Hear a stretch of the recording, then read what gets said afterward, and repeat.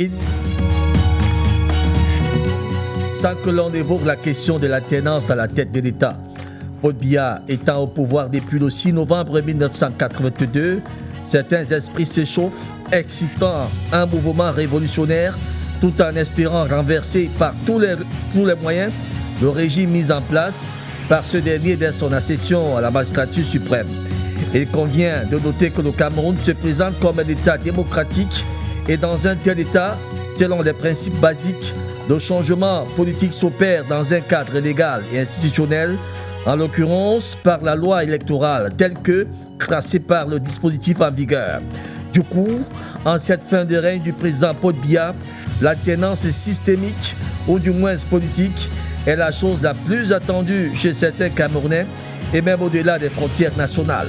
Au regard de la trajectoire historique du Cameroun, de la configuration politico-institutionnelle actuelle et des enjeux de pouvoir qui en découlent, la question sur le prochain locataire d'Etoudi et la voie qu'empruntera ce dernier anime les débats et suscite un engouement tout à fait particulier.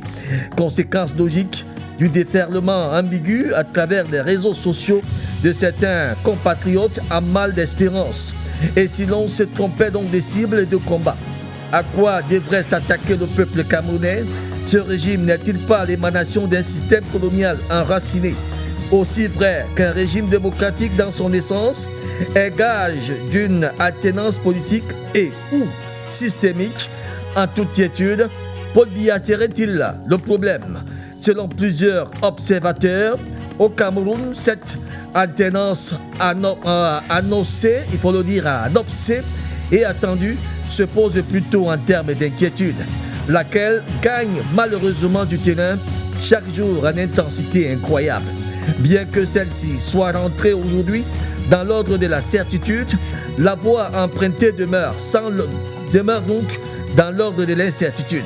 Cette attente d'une nouvelle dynamique au sommet de l'État vient s'immerger donc dans un gisement de frustration multidimensionnelle dont une moindre inattention peut entraîner un changement de l'ordre dans le désordre. Au regard donc de la mature normative et institutionnelle au Cameroun, le changement est certain. Que faut-il donc changer? Le régime de M. Biya ou le système mis en place depuis le feu Mahamadou Ahidjo? N'y a-t-il pas là lieu de redéfinir le combat mené pour libérer le Cameroun tout entier? Quelle est donc la logique qui prend d'otage la classe politique actuelle? Le départ de ce régime libère-t-il le Cameroun de son emprise coloniale et néocoloniale? Toutes ces questions et bien d'autres d'ailleurs nous intéressent ce matin et retiennent notre attention. Madame, Messieurs, c'est votre festin panafricain. Bienvenue à tous, bienvenue à toutes, bienvenue à Palabre Intellectuelle, bienvenue au débat.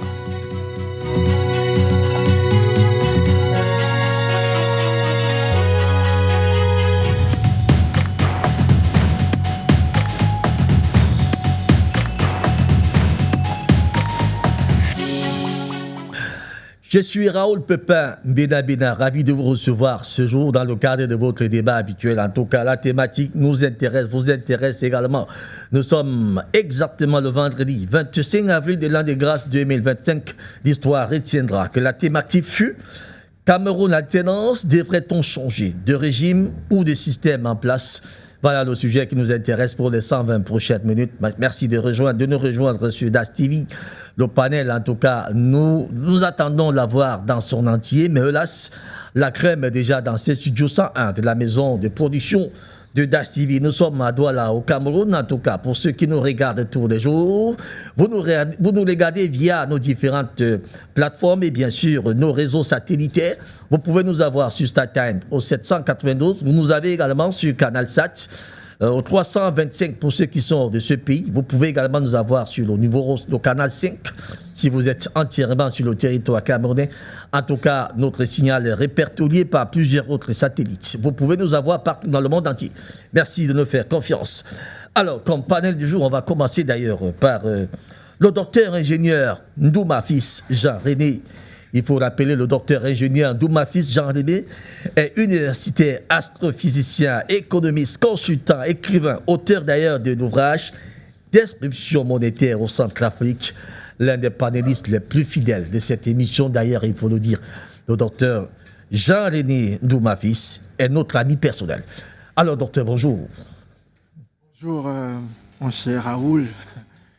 Je crois qu'il y a eu un lapsus qui a glissé là. On peut toujours le rectifier tout à fait. Oui, parce que c'est peut-être la présence du grand professeur qui t'a amené à m'annoncer comme étant astrophysicien. Non, je suis grand professeur. Je suis un petit spécialiste des marchés financiers et de la finance digitale. Et c'est toujours un honneur pour moi de pouvoir partager un plateau aussi prestigieux, de pouvoir partager le peu que nous avons reçu, n'est-ce pas, avec nos millions de téléspectateurs en particulier. Je salue les éminents copanélistes, je salue l'équipe technique, sans laquelle on ne serait ni entendu ni vu. Je salue le top management de Dash Holding et particulièrement l'Afrique et le monde. Merci de m'avoir invité. Merci à l'Afrique, merci au monde qui nous regarde en ce moment. Docteur ingénieur Jean-René Ndouma-Fils, il faut dire un pur produit des universités en Allemagne, qui est d'ailleurs lui-même un chercheur, un écrivain, un économiste, il faut le dire, un expert sur des questions des finances.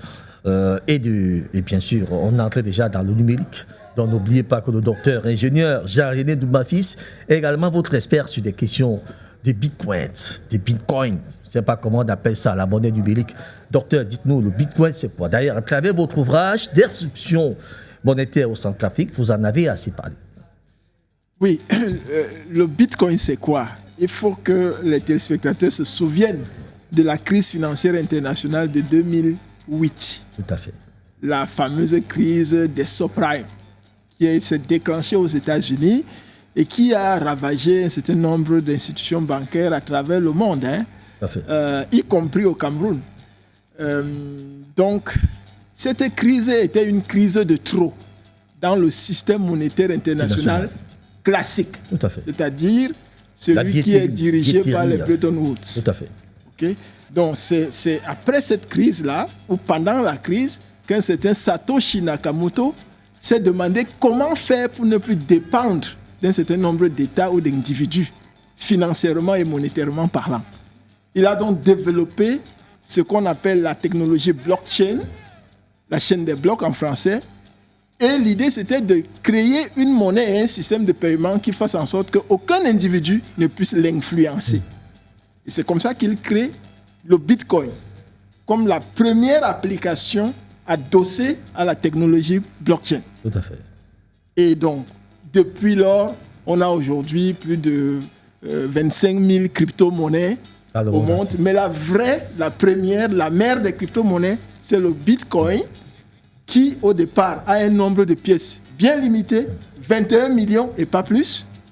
Dès que les 21 millions seront sur le marché, il n'y aura plus de minage, c'est-à-dire la production de pièces. Bitcoin. Tout à fait. Tout à fait. Et qui, évidemment, aussi est aujourd'hui qualifié de l'or numérique. Vous savez que le président Donald Trump a mis en place un fonds stratégique de Bitcoin aux États-Unis. Et il a déclaré que l'Amérique allait être la capitale mondiale des crypto-monnaies. Pour dire à quel point c'est important et c'est stratégiquement important sur le plan mondial. Donc, c'est ça le Bitcoin. Et l'ouvrage que j'ai publié était d'essayer d'attirer l'attention des dirigeants africains, des managers africains, mais aussi des universitaires, des hommes d'affaires, des financiers, des banquiers, etc., sur le fait que c'est une question qu'on doit maîtriser. Il ne faut pas se mettre en dehors, en marche, puisque nous sommes d'ailleurs en pleine révolution digitale. Nous sommes dans la 4e révolution du numérique. C'est l'ère de l'industrie des connaissances. Tout à fait. Donc, il faut que tout ce que j'ai cité, y compris les utilisateurs, se penchent sur cette question. Vous ne pouvez pas, je sors par là, vous savez que nous avons pratiquement 8 milliards de citoyens au monde. Si vous tapez sur Internet maintenant, sur un site qui vous dit en temps réel combien sont connectés, il y a près de 5 milliards qui sont connectés, de par le monde. Les 5 milliards qui sont connectés font quoi? vendent, achètent, négocient, étudient, apprennent, etc., etc., mais payent aussi. Vous ne pouvez pas faire autant de choses de manière invisible, c'est-à-dire de manière virtuelle, et continuer de payer avec la monnaie physique. La monnaie physique, ce n'est pas possible. Donc, c'est quelque chose qu'il faut prendre très au sérieux. Très bien. Mon prochain ouvrage va certainement paraître bientôt. Bientôt, oui. Il concerne davantage de connaissances. Oui, il concerne le Cameroun. Et je pense que on va... Au moment venu, on en parlera. Tout à fait. Très bien. Docteur, ingénieur Jean-René Ndouma, fils, tu rappelles, universitaire, expert financier, économiste, consultant, écrivain, auteur de l'ouvrage Disruption monétaire au Centrafrique, est notre invité ce matin. Merci beaucoup, docteur ingénieur Jean-René Ndouma, fils. En tout cas, vous avez pris un temps que j'avais prévu pour vous. Merci. Par rapport à un sujet d'entrée que tout le monde va d'ailleurs essayer de s'y essayer, mais nous y reviendrons à vous. Le second invité sur ce plateau, et pas des moindres d'ailleurs, le révérend Patrice Metoté. Il faut le dire, le révérend Patrice Metoté de la société civile, prospectiviste, homme de Dieu. Il nous rejoint ce matin. Mon révérend, bonjour. Bonjour Raoul Pépin, bonjour, excellent, assez brillant. Je pense qu'en l'écoutant, les gens ont envie d'en savoir plus, davantage. Bonjour à l'excellent président Bandakani, très élégant ce matin, et j'apprécie son style. C'est vraiment un panafricanisme, même dans la mode. Je salue également l'excellent professeur Belek qui est là, et comment ne pas saluer les techniciens, sans lesquels nous ne pouvons pas faire ce que nous faisons là ce matin. Et je salue également votre brillance et votre rigueur professionnelle, qui nous permet nous-mêmes d'être assez rigoureux. Parce que lorsqu'on a un gendarme comme vous, on est obligé de bien se préparer pour avoir une très bonne émission. Donc, j'ai une pensée également pour le président de cette chaîne, qui nous a donné une plateforme pour qu'il y ait une espèce une fusion des idées novatrices qui font avancer. Je termine en disant, je ne veux pas empiéter déjà sur le sujet. Lorsqu'il parlait de Bitcoin, le Bitcoin, c'est une forme d'alternance. Vous êtes déjà en train de parler? Non, c'est la parenthèse, s'il vous plaît. Permettez-moi ce bonus-là. Je dis, tiens, il entre dans le sujet, comme ça, peut-être sans le savoir. C'est-à-dire, le monde a soif de changement. Nous avons soif aussi d'un changement, un système monétaire. Le Bitcoin nous parle. Et vous allez voir, personne ne peut résister au changement. Très bien. Voilà. Alors, mon embonpoint, tous les matins, c'est bel et bien, l'honneur revient à Madame Bina. Madame Bina, ma chère tendre épouse d'ailleurs, qui fait de moi l'homme beau que je suis tous les matins. Malgré, vous savez, quand on est parfois beau, on énerve les gens. Hein? Quelqu'un voit votre tête, il veut se couper. On va dire bonjour à Madame Bina, qui nous regarde tous les matins. Pourquoi pas vos épouses, hein? Madame Toté, qui en ce moment est bel et bien connectée sur sur cette chaîne. Madame Douma, effectivement, bien connectée sur cette chaîne. Et bien sûr, Madame, mes deux panélistes que je n'ai pas encore présentés sur ce plateau, qui sont également bien connectés sur cette chaîne. J'aime d'ailleurs dire ma mère me regarde depuis quelque part. Elle est certainement connectée sur cette chaîne. Est-ce que nous avons pu avoir... Ah, Monsieur Ma est finalement avec nous. Monsieur Ma, bonjour. Bonjour. Ah, ça alors, on a toujours toutes les peines de vous avoir. Franchement dit, on a comme impression que vous avez des difficultés avec la nouvelle technologie là. Nous avons fait la vieille école, je peux comprendre ça. Je peux comprendre ça. Nous, les gens de la vieille école, on ne comprend pas ces choses-là. Mais parfois, ça nous accable. Non.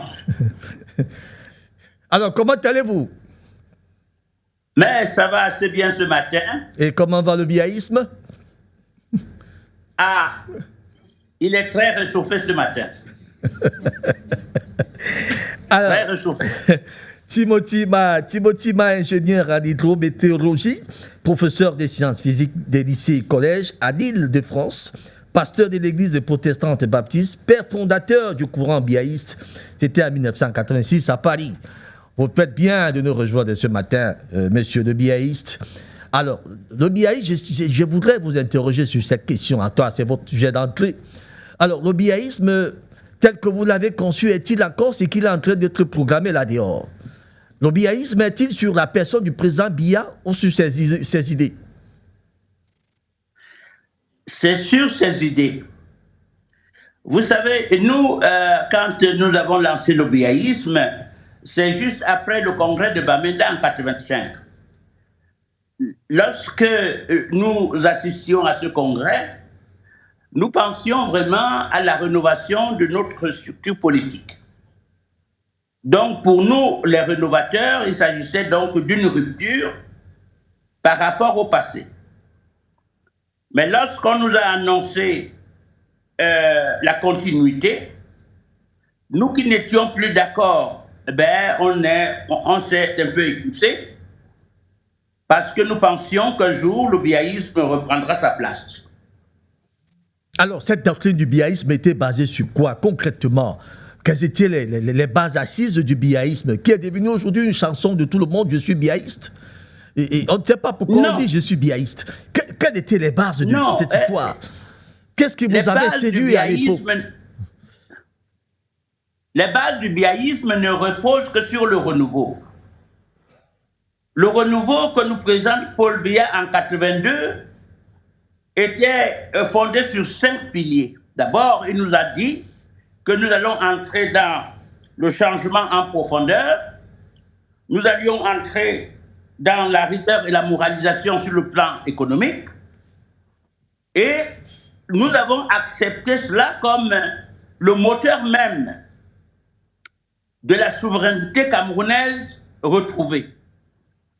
C'est-à-dire que le changement en profondeur, ça visait quoi? Ça visait à retrouver notre souveraineté, notre indépendance et notre liberté. Le changement en profondeur par rapport à l'économie, c'était la rigueur et la moralisation. Voilà les 5 piliers sur lesquels était fondée la vision du renouveau. Donc, lorsque nous sommes entrés en 85 dans la continuité, voyez-vous, nous avons donc rejoint le néocolonialisme traditionnel, donc la continuité de ce que le président Ahidjo avait commencé, et nous voilà encore dans le sein de ce néocolonialisme qui a détruit tous les fondements même de l'espérance du Cameroun. Donc voilà à quel niveau, dans le biaïsme qu'on donne là-bas, il y a des gens qui suivent l'homme qu'on appelle Paul Biya, parce que Paul Biya est le pourvoyeur du pain quotidien de beaucoup. Mais sur le plan des idées, on n'annonce pas tout ce que nous avions prévu en 82. Donc le biaïsme se limite du 6 novembre 82 et s'arrête le 25 mars 1985. Voilà là l'étendue du biaïsme tel que moi je l'entends. Donc aujourd'hui, quand on a un débat comme celui-ci, il faut donc penser revenir à ce renouveau, parce que pour moi, le Cameroun n'a pas encore ni de système politique propre, ni de régime propre. Nous sommes dans un régime ou une situation bancale où le pays doit encore se rechercher. Donc quand vous me posez la question, Monsieur Mamet, faut-il continuer dans quel système? On n'a pas de système, on n'a ni de régime, parce que le Cameroun ne s'appartient pas encore. Très bien. Donc le jour où... Très bien. Donc là maintenant... Ne vous appressez pas, Monsieur Ma. Vous êtes avec nous pendant 120 minutes. On va y aller, ne vous appressez pas. On était d'ailleurs en train d'avoir une idée. Okay. On était en train d'avoir une idée sur ce que vous avez défini comme biaïste. Et nous comprenons qu'aujourd'hui, les gens se sont accaparés de cette histoire des biaïstes. On vous a mis vous-même hors jeu. Je crois que vous avez claqué la porte en 89, si je ne me trompe pas. Juste le temps de 2 ans. C'est ça? Oui. Bon. Donc je suis le premier militant exclu du parti. Très bien. Ah. Quels étaient les mobiles? Votre biaïste? Mais... Les mobiles étaient basés sur votre biaïsme? Oui. D'abord, j'ai compris ce qui s'est passé, en fait. Parce qu'au niveau du congrès de Bamenda, j'étais le seul à dire non à la continuité. Voyez?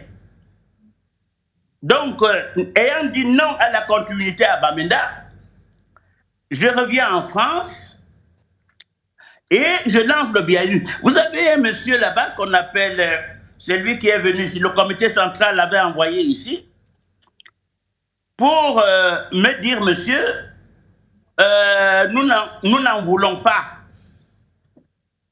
Quel est le nom de ce monsieur? Quel est le nom de ce monsieur? Si vous en avez, quel est le nom de ce monsieur? Il se produit. Quel est le nom de ce monsieur? Monsieur, je pense que vous devez avoir l'idée de ce monsieur-là quand même. Hein? Interrogez ce monsieur et demandez-lui qu'est-ce qu'il était venu faire lorsque le biaïsme est né en France. Il faut lui demander. Vous voyez, moi j'ai subi beaucoup Oh, j'ai beaucoup subi, hein. Bon, on n'en parle pas seulement, mais j'ai beaucoup subi. Très bien. Du fait d'avoir lancé ce mouvement.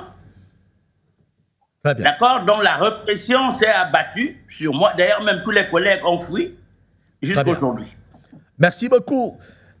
Timothy Ma, ingénieur en hydrométéorologie, professeur de sciences physiques, lycée et collège Île-de-France, pasteur de l'église protestante baptiste, père fondateur du courant biaïste. C'était en 1986 à Paris.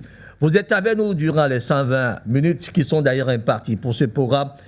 Permettez-moi de revenir sur le studio, dans le studio central ici, prendre maintenant le reste des invités. Notre grand frère personnel et à mon extrême gauche, j'aime le dire, le président Bandakani, un politique président du nouveau mouvement populaire, panafricaniste d'ailleurs dans l'âme, le précurseur des journées africaines du panafricanisme, il faut le dire, le président Bandakani est notre grand frère personnel. Président Bandakani, bonjour et merci d'avoir répondu à ma convocation civile.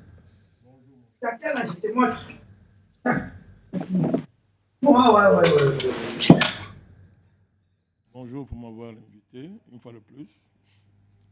Bon, c'est une convocation civile. Donc c'est là les allures quasi militaires. Ça, c'est indépendant de vous. Hein. Tout à fait. Voilà, donc c'est la qualité des invités qui m'oblige à être présent quand j'ai la possibilité. Donc je salue les copanélistes, je salue les techniciens, merci pour ce qu'ils font. Je salue les téléspectateurs qui sont devenus des adeptes de notre émission chaque vendredi. Et je salue particulièrement le professeur Belek, le pasteur Betoter et mon ami Douma. Je fais un clin d'œil à son épouse, elle est à la maison. Je pense que ça va de mieux en mieux. Je la salue de manière particulière. Donc, merci de m'avoir invité. Les Abadakadi, vous prenez souvent les beignets haricots? J'ai grandi avec ça. Les beignets haricots avec la bouille. J'ai grandi avec ça. Les gens estiment que cette histoire-là est bizarre et pourtant ça donne la forme. Lorsque vous prenez ça le matin, vous pouvez faire 5 km à pied. Hein. J'ai grandi avec ça en tout cas. Que les gens arrêtent de dénigrer les beignets haricots avec la bouillie. Nous sommes nés dedans, on a grandi dedans. Regardez comment nous sommes. On ne descend pas aux gens qui ont le kwashiorkor. Non. Il faut laisser les beignets haricots avec la bouillie tranquille. Applaudis pour nos mamans qui nous font d'ailleurs ça tous les matins très bien avec un peu d'huile là. Avec les beignets, on est très à l'aise avec ça. Alors, président Bandakani, vous êtes un panafricaniste dans l'âme. Je préfère vous interroger au-delà des frontières camerounaises. Vous connaissez le général Michael Langley, l'américain? Bien sûr que j'ai l'obligation de le connaître. Très bien. Ce monsieur accuse le président burkinabé de travailler pour son propre compte. Il dit que le président burkinabé ne travaille pas pour son propre compte. Les mines qu'il est en train d'exploiter, c'est pour ses propres biens. Et que ce monsieur mérite d'être arrêté. C'était devant le Congrès américain, pendant qu'il était en train de faire son discours et rendait compte sur la politique américaine en Afrique. N'oubliez pas que c'est le commandant des forces américaines en Afrique, basé en Allemagne, je crois bien. Africom, voilà, l'Africom, effectivement. C'est d'ailleurs le 6e commandant du genre. Il a été nommé en 2022. Alors, président Bandakani, on prévoit déjà la... Tout à fait, c'est un noir. Ça, il faut le préciser. Il est noir, il est même plus noir que moi qui suis ici. Alors, il faut préciser, président Bandakani, qu'on est reparti pour la déstabilisation du Burkina Faso. Qui va déstabiliser le Burkina Faso? Ce général et son ami. Lui, c'est qui? C'est qui? Parce que le général américain, c'est qui? Vous voyez qu'il a mesure de déstabiliser le Burkina Faso? Avant lui, ceux qui ont essayé sont où? Le vaurien de l'élite ne fait que ça depuis qu'il est là-bas. Il est à quel niveau? Ne donnez pas d'importance à des... Vous croyez qu'être américain, c'est quoi sur cette terre? C'est quoi l'Amérique? C'est quoi? C'est une nation comme les autres. Et il n'y a pas de différence devant Dieu entre les nations. Sauf si on est aliéné par les histoires qu'on vous raconte au Moyen-Orient. J'ai suivi ça. Mais j'ai demandé à ceux qui m'ont posé des questions d'être vigilants et d'éviter de taper sur un négrillon de service qu'on nous a présenté, alors qu'on a bombardé des généraux, mais ça ne veut rien dire, puisque l'État profond s'en fout des généraux. C'est eux qui nomment les généraux. Vous connaissez l'histoire de Colin Powell? Colin Powell. Oui, Colin Powell. C'était un négro comme toi, sauf que bon, il était un peu plus basané que celui qui est là.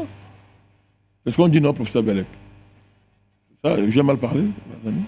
Un peu plus clair. Voilà, c'était plus clair. Donc, ça. On l'avait chargé de faire le sale boulot, puisqu'on charge toujours les Noirs de faire le sale boulot. Il a nous raconter comment l'Irak avait les armes de destruction massive. Il est venu avec un tube, comme ça. Mais à la fin de sa vie, qu'est-ce qu'il a dit? Il a demandé pardon. Bon, on peut le pardonner ou pas, mais il a demandé pardon avant sa mort. Donc, on a le choix entre s'en prendre à ce négrillon de service ou s'attaquer au vrai patron. Le vrai patron, c'est l'État profond qu'il a nommé. Joe Biden. On connaît les projets de l'État profond américain pour l'Afrique. Donc, quand quelqu'un est audité devant le Sénat est censé représenter le peuple américain. Il répond à une politique que ses patrons lui ont imposée. Parce qu'un général, ce n'est qu'un exécutant. Tout à fait.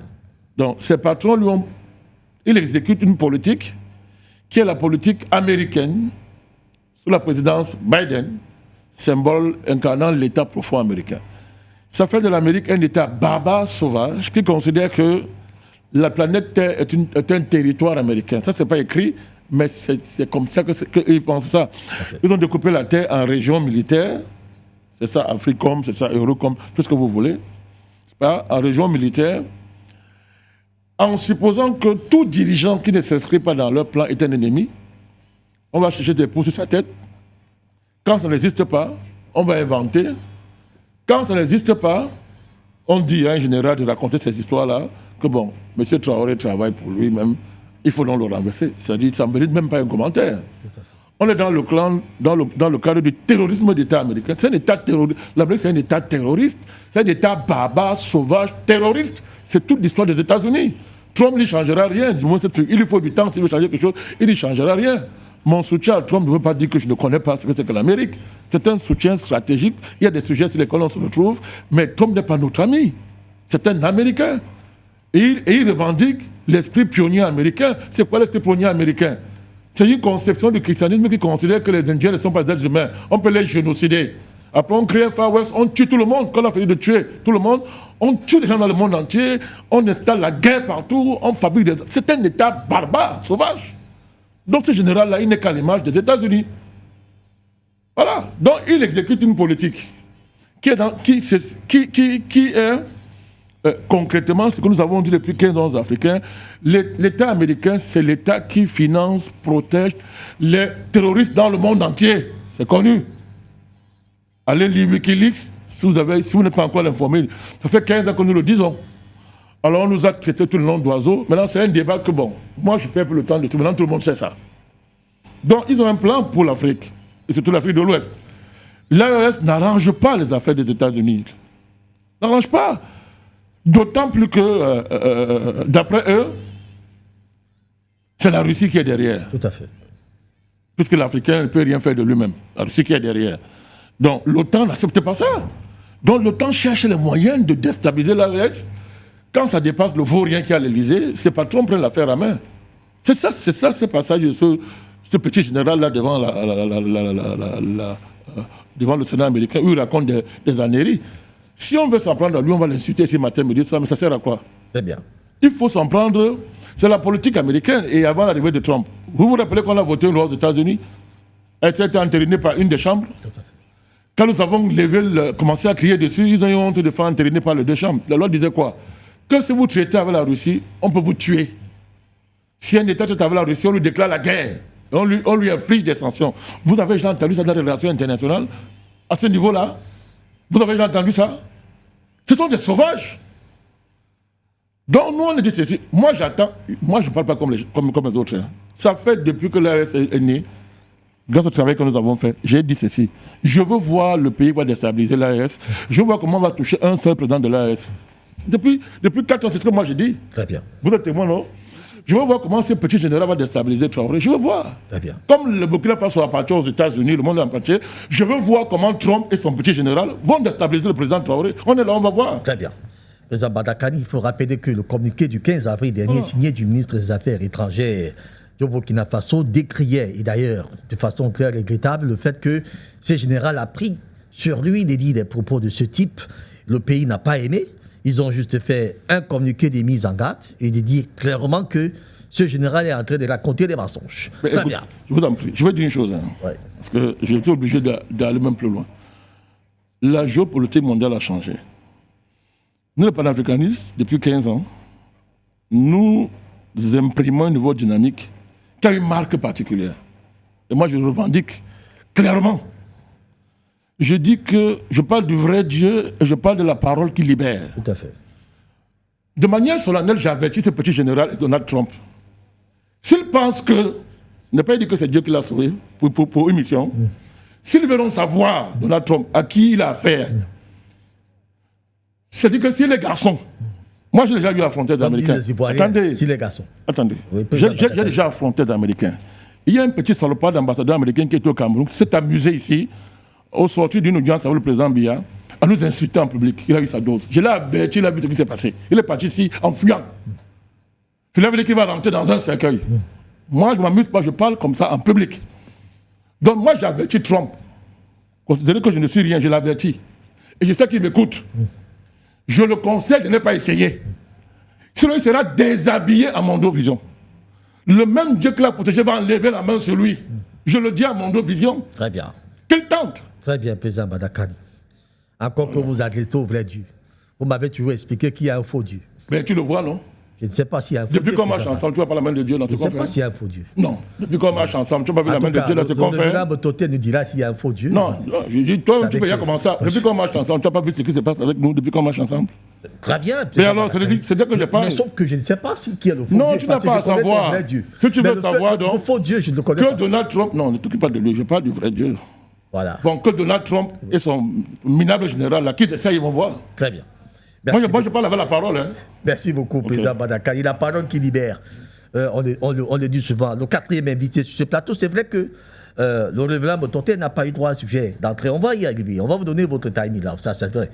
Le quatrième invité sur ce plateau, effectivement, pas des moindres d'ailleurs, un grand chercheur, j'aime le dire, malgré le fait qu'il n'est pas reconnu dans son pays, mais il est d'ailleurs un grand chercheur, un grand frère personnel également, le professeur Jean-Paul Mbelek. Le professeur Jean-Paul Mbelek, que j'aime souvent dire, l'humilité fait d'ailleurs sa gloire, universitaire, astrophysicien, panafricaniste. Professeur, bonjour et merci de nous rejoindre ce matin, professeur. Bonjour Pépin, bonjour à mes copanélistes, bonjour aux techniciens. Je vais aller au sujet. Donc, vous avez d'avoir été abattu par cette pluie qui est tombée ce matin. Bien sûr, elle m'a un peu perturbé. Vous avez pris les baignets ce matin avec la pluie? Non. Quand vous arrivez, les baignets? Non. Vous n'êtes pas souvent les baignets? C'est pas je prends pas, c'est que j'ai pas l'occasion. Prenez ça demain, vous allez me dire. Non, mais il ne faut pas me dire de prendre quand je n'ai pas l'occasion. Je viens de dire que je n'ai pas l'occasion. C'est-à-dire que, président Badakani, quand je venais chez lui, il y avait une dame qui faisait les beignets. Tu m'invitais à manger les beignets, non. Bon, maintenant, si je fais toute la route, je ne vois pas les beignets, je fais comment? Surtout que faut que je vienne ici absolument après la pluie. Il faut que je vienne absolument après la pluie, on fait comment? Je vais t'en offrir. Voilà. Bon, ça va. Je vais t'en offrir. Mais sinon, avant que tu me poses tes questions, c'est que Jean-Paul Mbelek n'est pas... C'est faux, je suis reconnu. D'abord, je suis reconnu mondialement et je n'ai pas attendu d'être là avec vous. Je signale, je le dis tout de suite, en Mondo Vision, j'ai déjà dit sur une autre chaîne panafricaine, je vais le dire aussi. En 2003, un de mes travaux, en fait c'est l'ensemble de mes travaux, mais un papier précisément, a été reconnu parmi les travaux les plus marquants en astrophysique, en 2003. C'est vérifiable sur Internet. Bien sûr, c'est vérifiable. Chaque année, à l'époque, Virginia Trimble, elle a fait ça avec un autre. Virginia Trimble est décédée maintenant. Soit elle faisait toute seule, soit elle était avec un autre chercheur. C'est Astronomy of the Pacific, quelque chose là. C'est une revue américaine. Ils font le bilan annuel des travaux les plus marquants en astrophysique. Donc, quand on te cite là, parmi d'autres, c'est que quand même ton travail est remarqué. C'est même les États-Unis. Hein. J'ai été cité. Celui qui veut les pages, je lui donne la référence en 2003. Parmi les travaux les plus marquants. Je n'ai pas fini. Au Nigeria, à côté, il y a le professeur Pius Nwanko Kake. Il n'est pas encore décédé. C'est notre ancien ici, en fait. Parce qu'Okeke a été... Lui, il a eu son doctorat en astrophysique dans les années 70. Hein? Et son directeur de thèse était un grand astrophysicien anglais, déjà très connu à l'époque. Et Okeke est rentré, c'est lui qui a formé des astrophysiciens de son propre argent. Il a même créé une revue à l'époque. Il les a formés. C'est pour ça qu'aujourd'hui, le Nigeria, de tout le continent africain, c'est celui qui a vraiment un groupe d'astrophysiciens reconnus. J'en ai croisé un à Constantine, en Algérie. Il était là pour former les Algériens qui voulaient aussi entrer en astrophysique. Il s'appelle Bonaventure Okere. Il était envoyé par Pius Nwanko Keke. Le Nigeria en a pris conscience. Ils ont créé un centre de recherche en astrophysique et études spatiales, en Tsuka, c'est au Nigeria. Voilà. Et c'est Okeke qui a la tête. Et ils ont aussi écrit un livre, hein, African Sky. Et dans ce livre, ils disent que, à leur connaissance, je suis le seul, entre guillemets, francophone qui connaisse en astrophysique. Donc là, c'est pour mettre les points sur les i. Alors ça, c'est une chose. Tout à l'heure, quand on va revenir sur le débat, je vais parler de la lettre que j'ai écrite au président Paul Biya. Très bien. Vous avez la lettre pour le président Paul Biya. Je lui ai écrit. D'accord. Voilà, je vais en parler. Bien. Donc, ici, même au Cameroun, j'ai été à Yaoundé, je sais comment on m'a accueilli là-bas à l'université de Yaoundé. À l'université, c'est Ngouakele, le département de physique. N'entrez pas encore dans le débat. Hein. Non, je dis, c'est pour dire qu'ils m'ont très bien accueilli. Quand je sors dehors, là, comme nous tous ici, là, le peuple aussi me reçoit bien. Bon, maintenant, le débat, t'as compris. Ouais. On va dire maintenant, qu'est-ce qui se passe. Voilà. Maintenant, en 2 minutes, vous avez déjà pris 3. Nous pouvons encore prendre 3 ou 4, il n'y a pas de souci. Alors, sur la question, sur les dires de ce général, je souhaite également que vous puissiez dire quelque chose là-dessus. Je vais être très bref. Le président Badakani a dit qu'il ne souhaiterait pas que ça soit l'objet d'un boucan particulier. Oui, mais moi, j'y tiens. Parce qu'effectivement, l'État burkinabé est sorti pour décrier cela. Donc, ça m'intéresse. Alors, qu'est-ce que vous dites de tout cela? Qu'est-ce que vous dites de tout cela? Docteur Djouma, je vous en prie. Je vous en prie. Oui. C'est moi qui suis ici et c'est moi qui donne mes instructions sur ce plateau. Permettez et soufflez que je dise, même si ça ne vous plaît pas, acceptez que ça soit ici, je vous en prie. Alors, professeur Jean-Paul Bellec, dites-nous un peu, que pensez-vous de cette sortie? Est-ce qu'on ne dessine pas déjà là, le chemin pour déstabiliser un État pourtant qui se porte de mieux en mieux?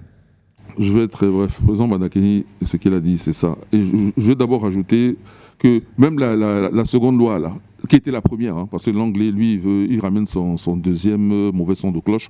Le premier son de cloche, là, c'était encore un congressiste ou un sénateur africain-américain. Lui aussi était noir. Tout à fait. Donc c'est toujours des noirs qu'on utilise. C'était noir. Voilà. On veut déstabiliser le Congo, un noir.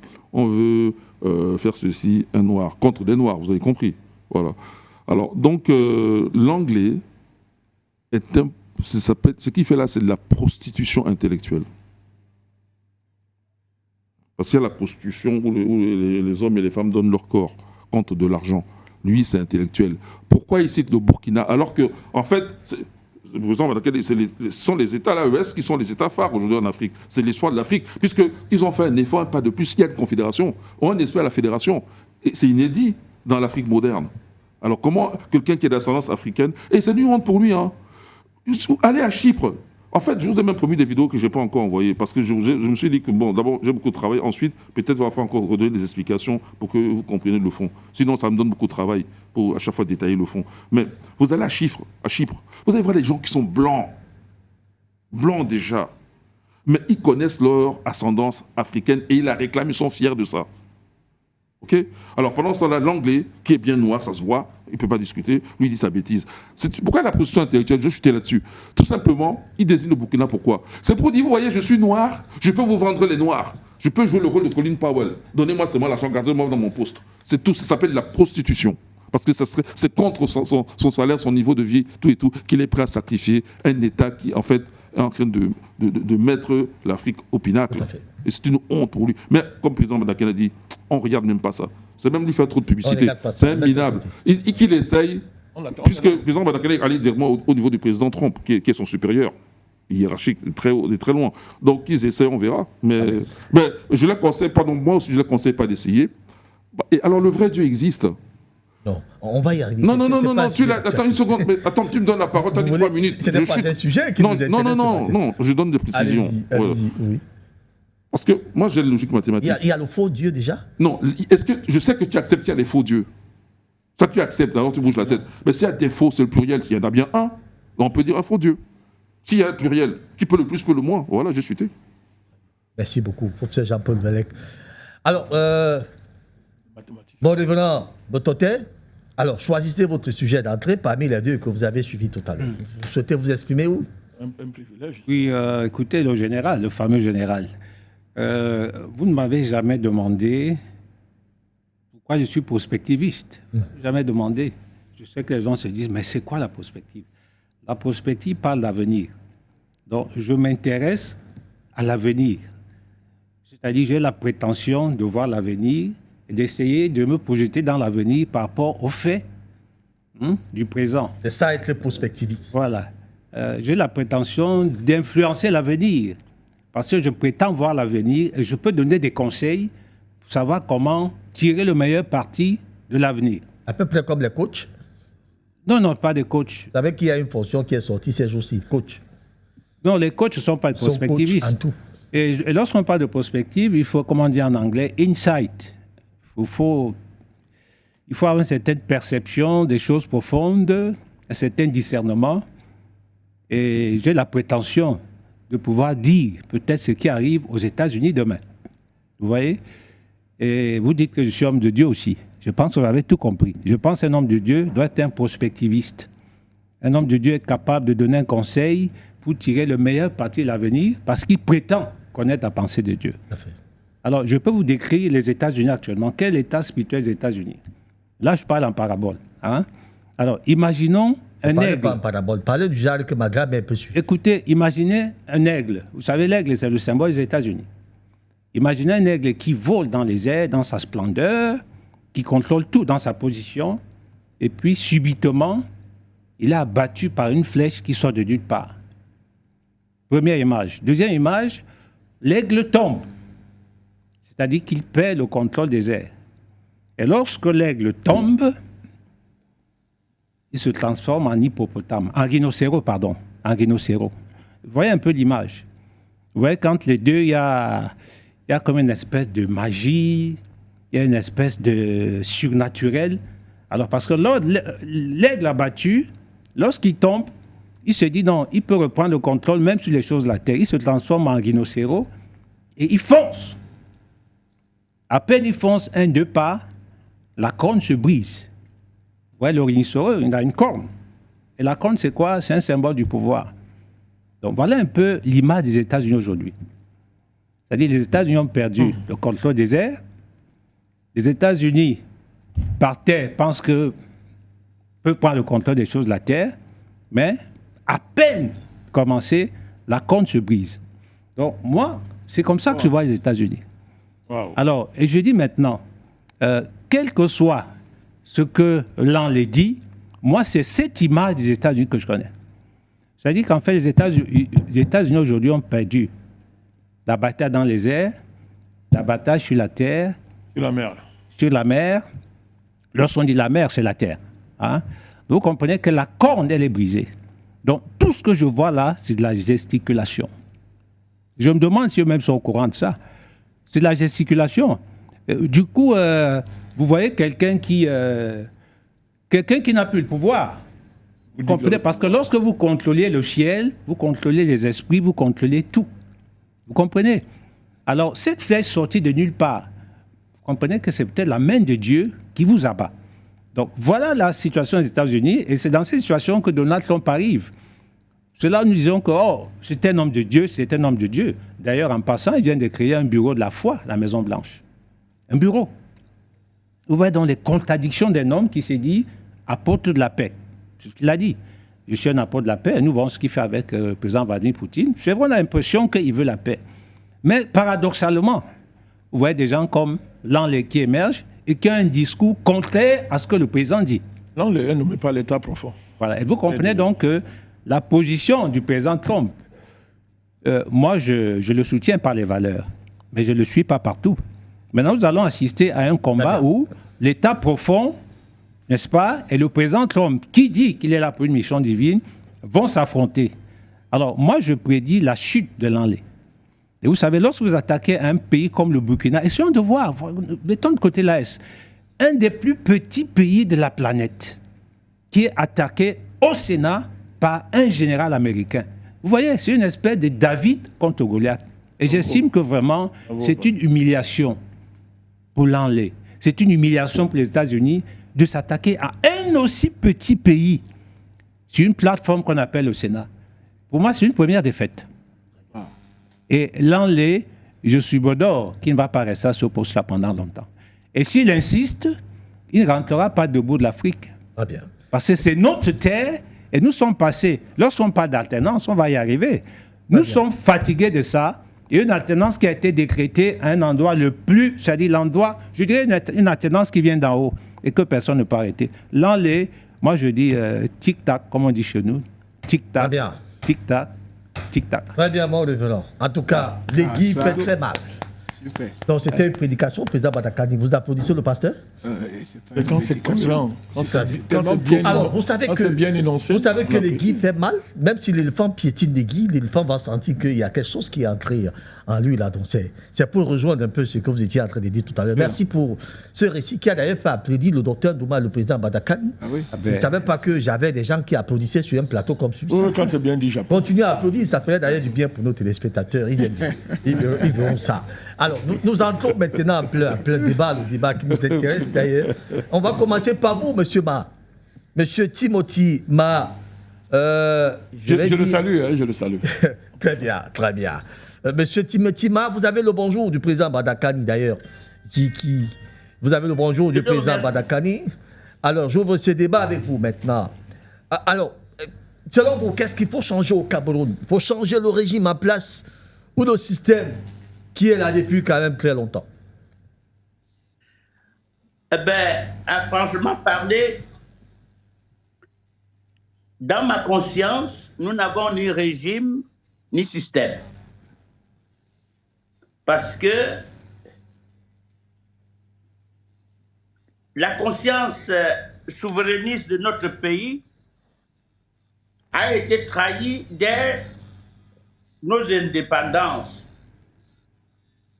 Vous savez que l'esprit, c'est l'esprit qui fait le système. Mais quand l'esprit est prisonnier de quelqu'un d'autre, ce n'est plus l'esprit du Cameroun. Je vous ai expliqué tout à l'heure, en quelques mots, le biaïsme dans ses fondements. Le biaïsme avait pour vocation de donner au Cameroun les principes d'un État moderne et souverain. Aujourd'hui, nous vivons dans un État colonisé où tout est biaisé. Parce que vous ne pouvez pas m'expliquer comment un pays dominé, colonisé peut devenir démocratique. Un pays dominé, esclavagisé, peut devenir un pays où chaque citoyen se sent chez lui. Vous savez, nous, en 82, le discours de Paul Biya nous conduisait vers un Camerounais paisible, un Camerounais où chaque Camerounais se sentirait chez lui. Vous pensez encore à tout ce que nous pensions à l'époque? Il n'y a pas de Camerounais à part, il y a des Camerounais à part entière. Les hommes passent, la nation demeure. Vous vous souvenez encore de ce Cameroun qui voulait absolument avoir des mains libres par rapport au jeu néocolonial. C'est pour cela que j'interpelle aujourd'hui, au lieu de me demander s'il y a un système. Non, nous n'avons pas encore de système. Le jour où le Cameroun va s'approprier, devenir libre et souverain, oui, on pourra en ce moment-là parler de notre régime. Le régime camerounais, c'est quoi? Mais lorsque nous avons un pays où tout est biaisé, où le Camerounais a peur, même là où il ne doit pas avoir peur. Pourquoi? Parce que dès 85, je vous l'ai dit, quand M. Mitterrand vient renverser les valeurs que nous avions avant, alors que de 82 à 84, le Cameroun vivait dans un état paisible, quitte le coup d'État qui est venu encore marquer la présence coloniale, nous avons vu dans quel enfer nous nous sommes posés. Donc de mars 85 jusqu'à ce jour, nous avons vu jusqu'à la lie le néocolonialisme et ses effets. Aujourd'hui, regardez dans quel Cameroun nous sommes.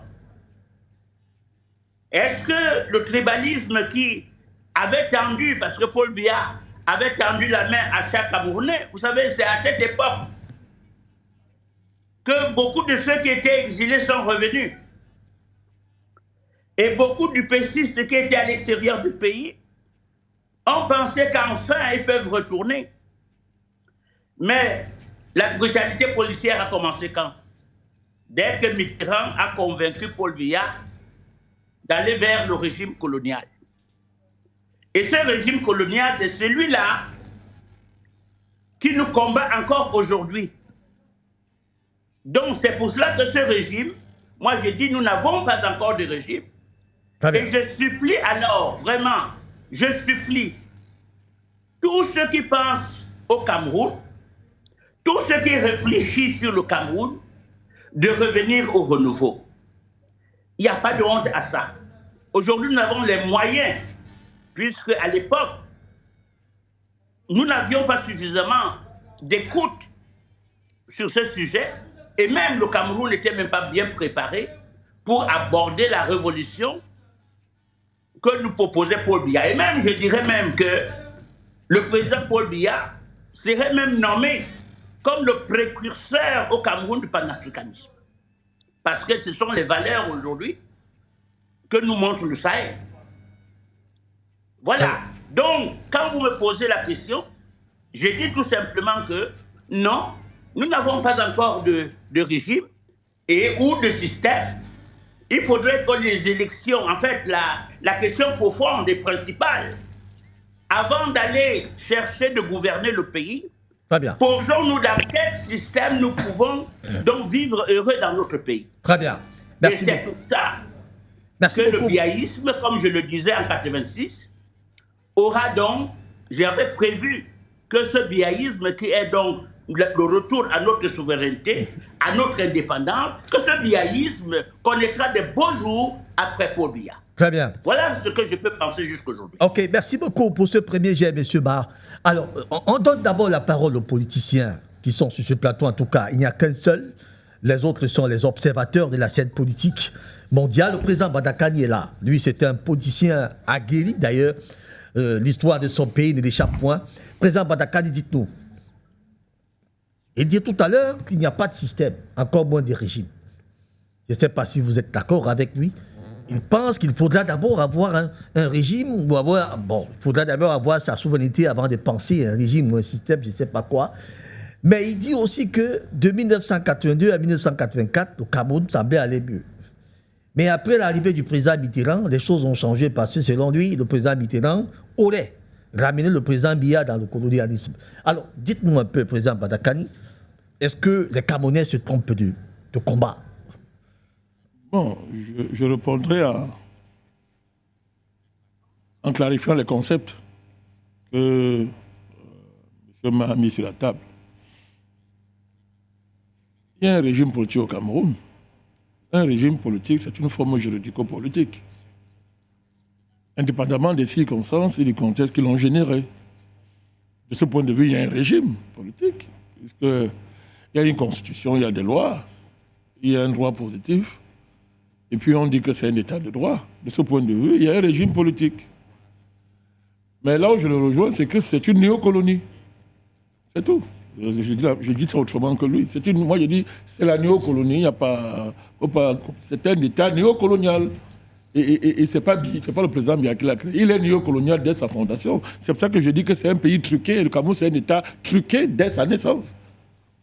Bon, moi, je ne sais pas là où on peut développer le trucage, mais le trucage ne veut pas développer un pays. Dans notre pays, depuis 60, c'est une expansion du trucage. Mais il devait bien s'arrêter un jour. Il devait exploser. On a ce tournant-là. L'intelligence politique consiste à sauvegarder les acquis pour se projeter dans le futur. Il appelle ça le biaïsme sans biais. Bon, c'est lui qui est l'esprit du biaïsme. Moi, je ne suis pas un biaïste. Je ne l'ai jamais été, je ne le serai jamais. Pas? Ben, à ce moment-là, le grand défi que nous avons, c'est d'éviter que le pays retombe dans une recolonisation programmée par le chaos. C'est ce qui s'est passé en Côte d'Ivoire, ça se passe partout. D'ailleurs, c'est la technique actuelle de l'impérialisme global, ça s'appelle la géopolitique du chaos. Le Cameroun a tout le profil qui correspond à ce type de dynamique et on voit, on est très avancé dans ce scénario-là. Il est évident que les gens se trompent des combats, de point de vue. Mais l'analyse politique que je fais en tant qu'homme politique, c'est que c'est vous qui pensez qu'ils se trompent de combat. Ils ont des intérêts dont ils sont en train de faire la promotion. Ils ont des intérêts qu'ils défendent sous la férule des maîtres étrangers. C'est ça le problème du Cameroun. Le Cameroun, quand nous parlons d'endocolonat, ça veut dire quoi? C'est quoi l'endocolonat? L'endocolonat dépasse un régime politique. Je partage par le point de vue de M. Mackay, il dit que le Cameroun allait bien en 1984. Ça allait bien comment? Autrement dit, si on est une colonie, une néocolonie peut se développer. Non, c'est la néocolonie qui s'est développée sur le régime Ahidjo. Et quand les vraies choses sont arrivées, ils ont repris leur affaire. Et ça, c'était prévisible. On a écrit ça. Les gens savaient que ça allait finir comme ça. Et je vais schématiser ça politiquement. Si le Cameroun allait bien jusqu'en 1984, ça veut dire que celui qui l'a dirigé, Amadou Ahidjo, était un très bon dirigeant souverain. S'il est donc, je suis dans une hypothèse quasi mathématique, à la suite de votre raisonnement, s'il est donc, ça veut dire qu'il vous a dit que le meilleur, c'est Paul Biya. Et il vous a demandé de lui faire entièrement confiance. Et le président Biya est un des artisans majeurs du succès d'Ahidjo. Il faut savoir ce qu'on veut. Le Cameroun, sur Ahidjo, on n'avait pas de monnaie, on n'avait pas de souveraineté, il n'y avait rien. Le président Ahidjo est arrivé au pouvoir comme dépositaire des intérêts du colonialisme. C'est un fait. Le dire, ce n'est pas l'insulter. C'est un fait. On ne peut pas se développer dans le cadre du néocolonialisme et du colonialisme. C'est impossible. Donc, une croissance transactionnelle liée à une quantité de transactions liées aux rentes économiques ne fait pas le développement. Ça fait la croissance, mais vous ne vous développerez jamais. La croissance, dans un tel contexte, c'est un jeu à somme nulle. Parce qu'un matin, vous le trouvez, vous n'avez plus rien. Le président Biya a hérité ça, il était chargé de le gérer. L'erreur du président Biya, c'est de croire qu'on peut démocratiser une néocolonie et faire dans un cadre néocolonial le libéralisme communautaire. Il a eu 42 ans pour montrer que ce n'est pas faisable. Il a renforcé, donc, il renforce nos thèses. Alors nous disons que le défi, c'est articuler l'alternance à l'alternative. Je dis ça depuis 10 ans, depuis 15 ans. Moi, je dis ça depuis 15 ans. J'ai écrit ça. Maintenant, ceux qui séparent l'alternance de l'alternative travaillent pour l'étranger. Ceux qui conçoivent l'alternative sans alternance ne sont pas cohérents. C'est comme si le Cameroun avait pour horizon indépassable le président Paul Biya. Non, de très loin, il n'est pas notre horizon indépassable. Et parce que tout montre que nous sommes obligés de penser l'après-Paul Biya, la boussole, c'est l'articulation de l'alternance et de l'alternative. Ce n'est pas tout le monde qui peut faire ça. Pour faire ça, il faut être un vrai épéciste. C'est-à-dire que fonder l'avenir du Cameroun sur son histoire et son identité politique, et renouveler l'épécisme au XXIe siècle. C'est-à-dire avoir une pensée globale, j'appelle ça le panafricanisme. Vous avez mieux? Il n'y a pas mieux. Vous parlez du pécisme en tant que valeur. L'UPC a toujours été panafricaniste. Et non en tant que parti politique. Il faut qu'on comprenne ça. Oui, mais vous avez bien compris. Tout à fait. Je ne parle pas du parti. On sait très bien dans quel état il se trouve. et quelles manœuvres sont à l'œuvre là. Je parle de l'UPCisme en tant que pensée politique. Il a toujours été panafricaniste. Toujours. Les gens ne le savent pas. Il faut aller lire la pensée de Oumniobé. Il faut lire les textes. L'UPC a toujours été panafricaniste. C'est pour ça que Oumniobé était vice-président du RDA. Qui avait pour président. À l'époque. Tout à fait. Il a trahi. Oumniobé est resté fidèle. L'UPC est resté fidèle. La continuation de ce combat s'appelle le panafricanisme. Certains disent panafricanisme populaire. C'est ce que nous on est en train de faire. Très bien, président Badakani. Alors, et c'est seulement dans ce cadre-là qu'on peut réconcilier. Je vous en prie, vous me posez une question, je vous réponds jusqu'au bout. C'est dans ce cadre-là qu'on peut réconcilier l'alternance et l'alternative. D'ailleurs, c'est pour ça que tous les agents de l'étranger, actuellement au Cameroun, qui sont dans la scène politique, qu'ils soient dans l'endocolonial au pouvoir ou dans l'opposition, tous sont en train de revêtir le masque du panafricanisme qu'ils ne sont pas. Et qu'ils ont passé le temps à combattre tous. Parce qu'ils comprennent très bien qu'il n'y aura pas d'alternative. Voilà. Ça, c'est mon premier jet. Alors, M. Ma, vous êtes d'accord avec le président Badakani tout à l'heure? Oui, je suis d'accord, mais en partie. Surtout sur la partie de 82 à 84. Je ne sais pas si Paul Biya, dès son entrée aux commandes, avait dans ses idées le renouveau. Pourquoi Paul Biya a avancé avec le renouveau alors qu'il savait qu'il devait assumer la continuité? Moi, je crois beaucoup plus que Paul Biya n'était pas très au courant de ce que l'homme de gauche pouvait faire par rapport à l'homme de droite ou aux hommes de droite qui étaient de Gaulle. Parce qu'il a pensé à un moment donné, peut-être qu'avec les hommes de gauche, le Cameroun peut être actionné vers ses libertés fondamentales.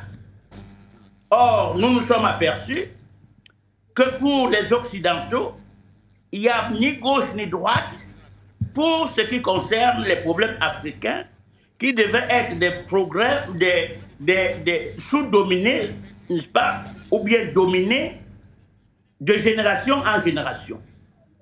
Moi, je crois que aujourd'hui où nous sommes convaincus maintenant, parce qu'il y a d'autres personnes qui pensent que le pouvoir ne peut être donné aux Camerounais que par les extérieurs, et le président Badakani l'a bien dit, que tous les agents qui ont d'autres partis politiques maintenant au Cameroun, moi j'ai entendu beaucoup, qui ont dit que pour avoir le pouvoir au Cameroun, si on n'a pas d'appui extérieur, on ne peut pas l'avoir. Donc, le peuple camerounais n'a jamais été cité. Je pense que peut-être le seul homme qui m'a convaincu dans cette situation, c'est le président Badakani, qui pense qu'il n'y a que le peuple qui est souverain.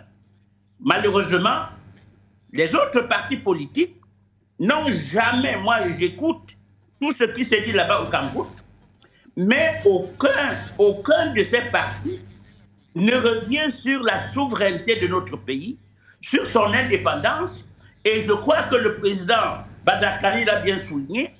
Ce sont donc les mots qui ont fondé l'UPC et ces mots qui sont aujourd'hui peut-être en train d'être exercés au niveau du Sahel, ce qui fait que aujourd'hui les nations colonisateurs ne peuvent pas accepter que les Africains par eux-mêmes puissent s'émanciper à cette hauteur-là. C'est pour ça que moi je plaide, parce que je le dis, peut-être parce que je ne comprenais pas bien comment Paul Biya ait pu inventer ou bien donner ses idées du renouveau alors qu'il était peut-être habité par la continuité. Moi je crois qu'il y a eu quelque chose qui s'est passé en 1985, après que Mitterrand soit venu. Très bien. Eh bien, il lui a fait comprendre qu'il y avait une feuille de route qu'on appelait des accords néocoloniaux, des accords secrets, et que, ma foi, s'il veut demeurer s'il veut demeurer président, il n'a qu'à suivre cette voie. bien. Et je crois aussi de l'autre côté que Paul Biya, s'il n'a pas agi autrement, c'est parce que d'une part, il voulait sauver la tête. Aujourd'hui, nous avons les moyens, je vous ai dit, en 84, en 84, le renouveau n'a pas pu émerger. Pourquoi? Parce que pour que le renouveau puisse émerger à cette époque, il fallait 4 ingrédients. Mais Paul Biya n'avait que 2. Paul Biya avait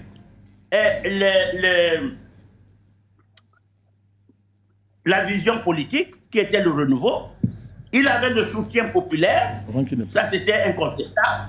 Mais il lui manquait la conjoncture internationale qui n'était pas favorable et aussi le courage politique du leader lui-même. Voyez-vous? Donc aujourd'hui, nous pouvons... Très bien, monsieur Ba. Chutez, s'il vous plaît. Chutez. Voilà. Donc aujourd'hui, nous pouvons donc revenir sans vraiment nous plaindre sur les traces de ce renouveau. Parce qu'aujourd'hui, nous avons les 4 ingrédients qui peuvent être réunis. Le peuple camerounais attend avec soif sa liberté. 60 ans, c'est beaucoup quand même d'être en esclavage quelque part sans revendiquer sa liberté. Merci Donc c'est pour ça que je suis sûr et certain que si les élections qui viennent demain, en octobre prochain, on pose la question sur quel régime ou bien sur quel système voulons-nous marcher demain, je pense que le peuple camerounais, avec une majorité écrasante, voterait pour un pays souverain, libre et indépendant. Voilà comment moi je vois la situation. Je ne vois pas ça en termes d'alternance pour l'alternance. Merci beaucoup. Mais je vois déjà en soi libre et convaincu d'une société que nous pouvons commencer à reconstruire parce que notre pays est très abîmé, monsieur. Merci beaucoup, monsieur Ba. Conscient de ça. Merci beaucoup, monsieur Ba. Voilà. Permettez les échanges, s'il vous plaît. Permettez les échanges, président Badakani. Merci. Oui, avant qu'on ne laisse les noms politiques. Allez-y, président Badakani. Non, je voudrais saluer la pertinence des développements faits par monsieur Ma. Je voudrais approfondir et enrichir ce qu'il a dit. Je pense qu'on est d'accord sur le fait que dans une néocolonie, la priorité, ce ne sont pas les libertés fondamentales. Parce que je voudrais vous rappeler qu'avant les années 60, le colon a donné les libertés fondamentales. C'était la conférence de Brazzaville, c'était les avantages de la loi 4, Gaston Defferre. C'était quoi? Le syndicalisme, la liberté de la presse, y compris même les partis politiques. Mais placés sous la férule sévère du gouverneur colonial. C'est-à-dire que bavardez comme vous voulez, faites ce que vous voulez, mais ne remettez pas en cause les intérêts du colon. Ce n'est pas ça la démocratie, ce n'est pas ça la liberté. La liberté doit vous rendre libre. Donc, dans une néocolonie, si liberté existe, c'est pour démanteler le système néocolonial. Par tous les moyens. Moi, j'ajoute. Excusez-moi, il y a les gens qui ne savent pas que c'est un plateau qui appelle. Donc, c'est pour démanteler le système colonial. Donc, de ce point de vue, M. Ma nous a invités à revisiter un moment de l'histoire du Cameroun. Il nous invite la période 84, quand le président arrive au pouvoir en 82, 84 avec Mitterrand. Peut-être M. Ma n'a pas envie d'approfondir l'affaire, mais moi je l'invite à approfondir. Le président Biya a été confronté à la puissance des loges. Moi je vous le dis, il a été confronté à la puissance des loges. Si on veut changer le Cameroun, ça met sur la table la question des loges, on est un vendeur d'illusions, on est un charlatan. Et Mitterrand était très dangereux dans ces questions-là. Gens ne le savent pas, je dis ça quoi. Je dis très dangereux. Et regardez, quand le président Biya prend le pouvoir, regardez l'audace de quelqu'un. Il est dans un pays où l'opinion publique est carrément aliénée. L'UPC a été réduite à la portion congrue. Elle est en exil. Il arrive au pouvoir. Il n'a même pas encore fini la bataille avec Aïdjo. Qui va en Allemagne dire que le Cameroun a la chasse gardée de personnes? Vous imaginez l'audace qu'il fallait avoir pour dire ça? Quand vous connaissez l'histoire du Cameroun, avec ce qui s'est passé avec l'Allemagne, qui jusqu'à aujourd'hui réclame le Cameroun. Genre, je vous le dis, jusqu'à aujourd'hui, les Allemands réclament le Cameroun parce qu'ils estiment que les nombreux biens qu'ils ont laissés ici ont été confisqués par la France et l'Angleterre. Je vous dis, hein, ce sont des dossiers secrets du Cameroun que je vous donne comme ça. L'Allemagne, jusqu'à aujourd'hui, n'a jamais considéré qu'elle a perdu le Cameroun. Vous arrivez dans un tel contexte au pouvoir, votre première visite stratégique, c'est où? C'est en Allemagne. Mais j'ai vu les gens interpréter ça, au-delà de la haine qu'on peut avoir contre quelqu'un. Ça veut dire, la France a réagi et Mitterrand a été féroce. Il est d'abord allé voir Helmut Kohl. Si ce que je dis est faux, M. Mava de mentir. Parce que je sais qu'il connaît ces dossiers-là, il les connaît. Tout à fait. M. Mitterrand allait voir Helmut Kohl, qui n'ont pas été sensibles à la visite du président, mais entre blancs, ils se sont arrangés. Et le président a dû subir les foudres de Mitterrand sur le plan mystico-ésotérique. Observez à partir de ce moment-là au Cameroun, qu'est-ce qui va monter en force? Regardez, vous allez voir à l'époque, le président Ahidjo, donc, qui dit, sur le témoignage de son épouse, que le président Ahidjo a, entre autres critères, préféré Biya parce que le président Biya était indépendant des loges. Témoignage de Mme Ahidjo. Effectivement, elle a dit. Bon, très bien. Et elle était d'ailleurs surprise. Très bien. Vous imaginez donc ce qui se passe à ce moment-là. Ce qui va se passer à ce moment-là. Donc il y a un choc. Le président est confronté à la puissance des loges. Il va faire avec, à un moment donné. Après 1984, les loges reprennent le pouvoir. Moi, je vous dis, hein, comme par les communes, il faut arrêter de faire semblant. Vous voyez que c'est pour rien qu'un général vous dit tous les jours. Écoutez à propos du général Semengue jusqu'à présent, qui continue à traiter les IPCistes de terroristes, de maquisards. Vous voyez que c'est... Oh, son patron, le président, bien jusqu'aujourd'hui, dit dans son livre que non, c'était pas des maquisards, c'était les dignes fils du pays. Il a fait une loi de réhabilitation que justement les forces réactionnaires puissantes dans le régime ont banalisé pour qu'on mette sur un même pied le bourreau et les victimes. C'est-à-dire que Aïd Djewan et les patriotes camerounais sont placés au même niveau. Pourquoi? Non. Mais il a fait, c'est ça la loi de réhabilitation. Mon cher Ma, allez lire la loi. La loi qui réhabilite les figures nationales. Vous avez Aïd Djewan réhabilité en même temps que Wandje et Moumié et Oumiobe. En 91, monsieur Ma, allez lire. Mais c'est inconcevable ça. Très bien. Est-ce qu'en France, on mettra sur un même pied De Gaulle et Pétain? Non. Malgré les crimes de De Gaulle, au nom de la résistance? Mais au Cameroun, on l'a fait. Pourquoi? Parce que vous avez des gens comme le général Semengue, grand militaire que je salue. Mais sur cette question-là, ses propos sont inacceptables. Il contredit directement son patron tous les jours. Pourquoi? Vous pouvez donc voir à l'époque, quand on sort du coup d'État, ceux qui estiment que grâce à eux, le président Biya est sain et sauf, mais imaginez ce qu'il lui a imposé à travers la dictature des loges. Le débat pour le changement au Cameroun, c'est un débat sur les loges. Très bien. On ne peut pas accepter au Cameroun au XXIe siècle que le Cameroun soit otage de la franc-maçonnerie, M. Pépin. Je vous le dis, c'est un débat sérieux. Ni de la Rose-Croix. Je précise ma pensée. Quel individu soit franc-maçon ou pas, je m'en fous. Très bien. Je ne suis pas là pour régenter la foi de quelqu'un. Mais on ne peut pas, un pays qui appartient à tout le monde, devenir l'otage de la franc-maçonnerie et de la Rose-Croix. Regardez le Cameroun aujourd'hui, c'est qui? Les qui dirigent. Ce sont ces gens-là. Et ils ont un projet. Très bien, président Badakani. Attendez, alors, je demande à M. Maki, lui, il comprend très bien cette affaire politique-là, parce que lui, il est à l'origine du renouveau. Allez voir la nouvelle domination qu'on a fait au comité central du RDPC. Allez voir la patente ésotérique de ces gens. Ils s'engagent au Cameroun? C'est le parti au pouvoir. Ces gens s'engagent. C'est le parti au pouvoir, mon cher Pépin. Très bien. C'est le parti au pouvoir. Allez voir ces choses-là. Nous devons suivre la marche de ce parti. Il est au pouvoir. Et il prend les décisions qui engagent le Cameroun. Il faut le réaffirmer, Pépin. Le Cameroun n'appartient pas à la franc-maçonnerie. Très bien. C'est le bien de tous les Camerounais. Très bien. Je chute donc. Vous voulez que je chute? C'était très rapidement. Monsieur Ma nous dit que l'avenir c'est le renouveau originel, j'ai bien compris. Mais ce que moi j'ai dit, si on prend ce qu'il dit, c'est pas la continuité du renouveau qu'il faut faire, il faut la rupture. Donc la meilleure manière de sauver même le renouveau là, s'il faut le sauver, c'est la rupture. Et surtout, tirer des leçons des 43 ans du régime Biya, tout à fait. En attendant qu'on nous dise qu'il y a élection et la suite, on tire les leçons parce qu'on ne peut plus utiliser les mêmes méthodes, on ne peut plus faire comme lui, ce qu'il a fait. On peut être plus original que l'original lui-même. Très bien, président Bandakani. Alors, je vais m'excuser auprès des 3 autres que j'ai dû mettre en stand-by pour écouter les politiciens. Maintenant, je reviens à vous en espérant qu'on m'avait pardonné. Bon, les venants, Bototé. Alors, peut-être une prise de parole hein, aux gars, en fait, aux écoutes de tout ce que vous avez suivi. Écoutez, pour moi, pour revenir au sujet de l'alternance... Si vous voulez, ma question originelle, c'était...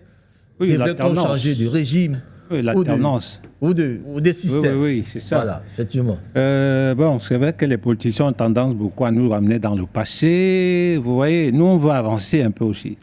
C'est vrai qu'on ne peut pas avancer sans tenir compte du passé, qui est une source d'inspiration. Moi, je veux bien définir qu'est-ce que l'alternance. L'alternance, c'est quoi? C'est un changement, déjà. C'est un changement pacifique. Il faut que ce soit important. Allons voir dans les dictionnaires. Donc, l'alternance est un changement pacifique d'un parti au pouvoir, d'une personne. Et sur le plan même naturel, on voit les saisons, on voit hein, le jour, la nuit, l'été, l'hiver. L'alternance, c'est quelque chose de naturel. On a une alternance sur le plan social, là, on parle des générations. Alternance générationnelle. Et lorsqu'une génération change, écoutez, vraiment, il faut le comprendre. C'est un besoin naturel que les générations changent. Hein. Vous avez des gens qui vivent, des gens qui naissent, des gens qui meurent. C'est quelque chose de naturel. Et puis, pour revenir à ce qu'on dit des institutions aussi, il faut une alternance institutionnelle. Lorsqu'on parle de changement institutionnel, on parle d'administration pratiquement. J'aime bien aux États-Unis lorsqu'on parle d'administration Bush, administration Reagan, administration Trump. Vous voyez, c'est-à-dire que quelqu'un arrive avec son administration à lui, sa façon de gouverner, sa façon de voir les choses. Et c'est important. Maintenant, est-ce que l'alternance est une panacée? Oui et non. Lorsqu'on parle d'alternance, il faut s'assurer que ce soit une bonne alternance. Parce que si ce n'est pas une bonne alternance, écoutez, ça devient notre problème. On va regretter. Et honnêtement, j'insiste sur le mot pacifique. Une alternance, c'est un changement pacifique par le biais des élections démocratiques. C'est le dictionnaire qui le dit. Alors, si nous voulons une alternance, il faut qu'elle soit pacifique. Vraiment, il faut qu'on s'accorde là-dessus, que tous les acteurs politiques s'accordent là-dessus. Moi, j'entends des gens dire, oui, il faut descendre dans la rue, il faut. Lorsqu'on renverse un pouvoir dans la rue, ce n'est pas une alternance. Il faut bien qu'on soit clair là-dessus. Donc maintenant, quels sont les avantages d'une alternance? Quels sont les inconvénients? Quel est l'homme de la situation? C'est bien de parler d'alternance. Quel est l'homme de la situation? Quelle est la situation actuelle du Cameroun? Les problèmes sont tellement profonds. Je crois qu'il faut d'abord diagnostiquer quels sont les problèmes. Les gens nous proposent des choses, mais quels sont les problèmes profonds du Cameroun? Les problèmes du Cameroun sont un peu, on va dire, plongés, allez au fond de la mer. Vous allez voir les problèmes, la densité des problèmes du Cameroun.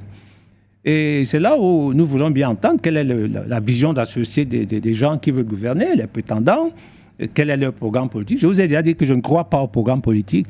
Moi, je crois aux hommes. Je crois à la régime et des systèmes. Oui, je vous dis, dites-moi tout ce que vous voulez. Vous avez beaucoup plus sur la tenance des hommes, des individus. Oui, écoutez, Pépin. Oui. Moi, je vous dis ma pensée. Vous comprenez? Oui. Amenez-moi tous les grands discours que vous voulez, amenez-moi tous les programmes, mettez en place, commandez, allez appeler, je ne sais pas qui vous présente la meilleure offre politique. Mais si vous n'avez pas les hommes, vous comprenez? L'alternance, c'est les hommes. Si vous n'avez pas l'homme de la situation, si vous n'avez pas les hommes et les femmes de la situation, nous venons de voir le président Paul Biya, j'ai lu son libéralisme communautaire. Écoutez, le résumé, il y a 30 points, le résumé de son livre, il y a 30 points clés. 30 points clés. Quand vous lisez ça, vous dites, mais ce n'est pas possible, on n'a pas besoin d'un autre programme politique. Vous allez inventer quoi? Prenez le libéralisme communautaire et mettez-le en pratique. Pourquoi il n'a pas été en pratique? Je pense qu'on vient d'entendre les deux hommes politiques qui parlent des pesanteurs et des forces qui affectent la volonté de ceux qui ont pondu un programme mais qui n'ont pas la capacité de le mettre en place. Donc vous comprenez, moi c'est ma position à moi. C'est-à-dire lorsqu'on voit l'histoire des sociétés, ce sont les hommes qui font la différence. On parle des institutions. Quelqu'un nous a dit ici que non, il faut des institutions fortes au lieu des hommes forts. Mais ce sont les hommes forts qui font des institutions fortes. Vous comprenez? Donc, si nous voulons une alternance, je dis, ok, je veux bien. Parce que la nature même le veut. 42 ans, 43 ans de pouvoir, c'est long. C'est vraiment long. Et nous avons besoin d'un renouvellement des idées. renouvellement d'une génération. Chaque génération vient avec ses idées. Le docteur parlait du Bitcoin, par exemple. Vous savez, si on vous dit que le Bitcoin, c'est la solution d'avenir, que vous ne le vouliez pas, mais la génération actuelle ne va pas l'accepter. Parce que c'est un problème générationnel. Donc, chaque génération vient avec ses besoins d'alternance, avec ses nouvelles idées. La société est ainsi faite, vous comprenez? Donc, moi, ma position, elle est claire. C'est que tant qu'on ne va pas en profondeur, n'est-ce pas, pour identifier quels sont les vrais problèmes de ce pays, il faut qu'on s'accorde là-dessus. Il faut qu'on s'accorde là-dessus. Moi, quand je regarde le profil des gens qui veulent l'alternance, je dis, écoutez, je veux bien. Mais à la limite, peut-être, il faudrait un homme multiple pour gouverner ce pays.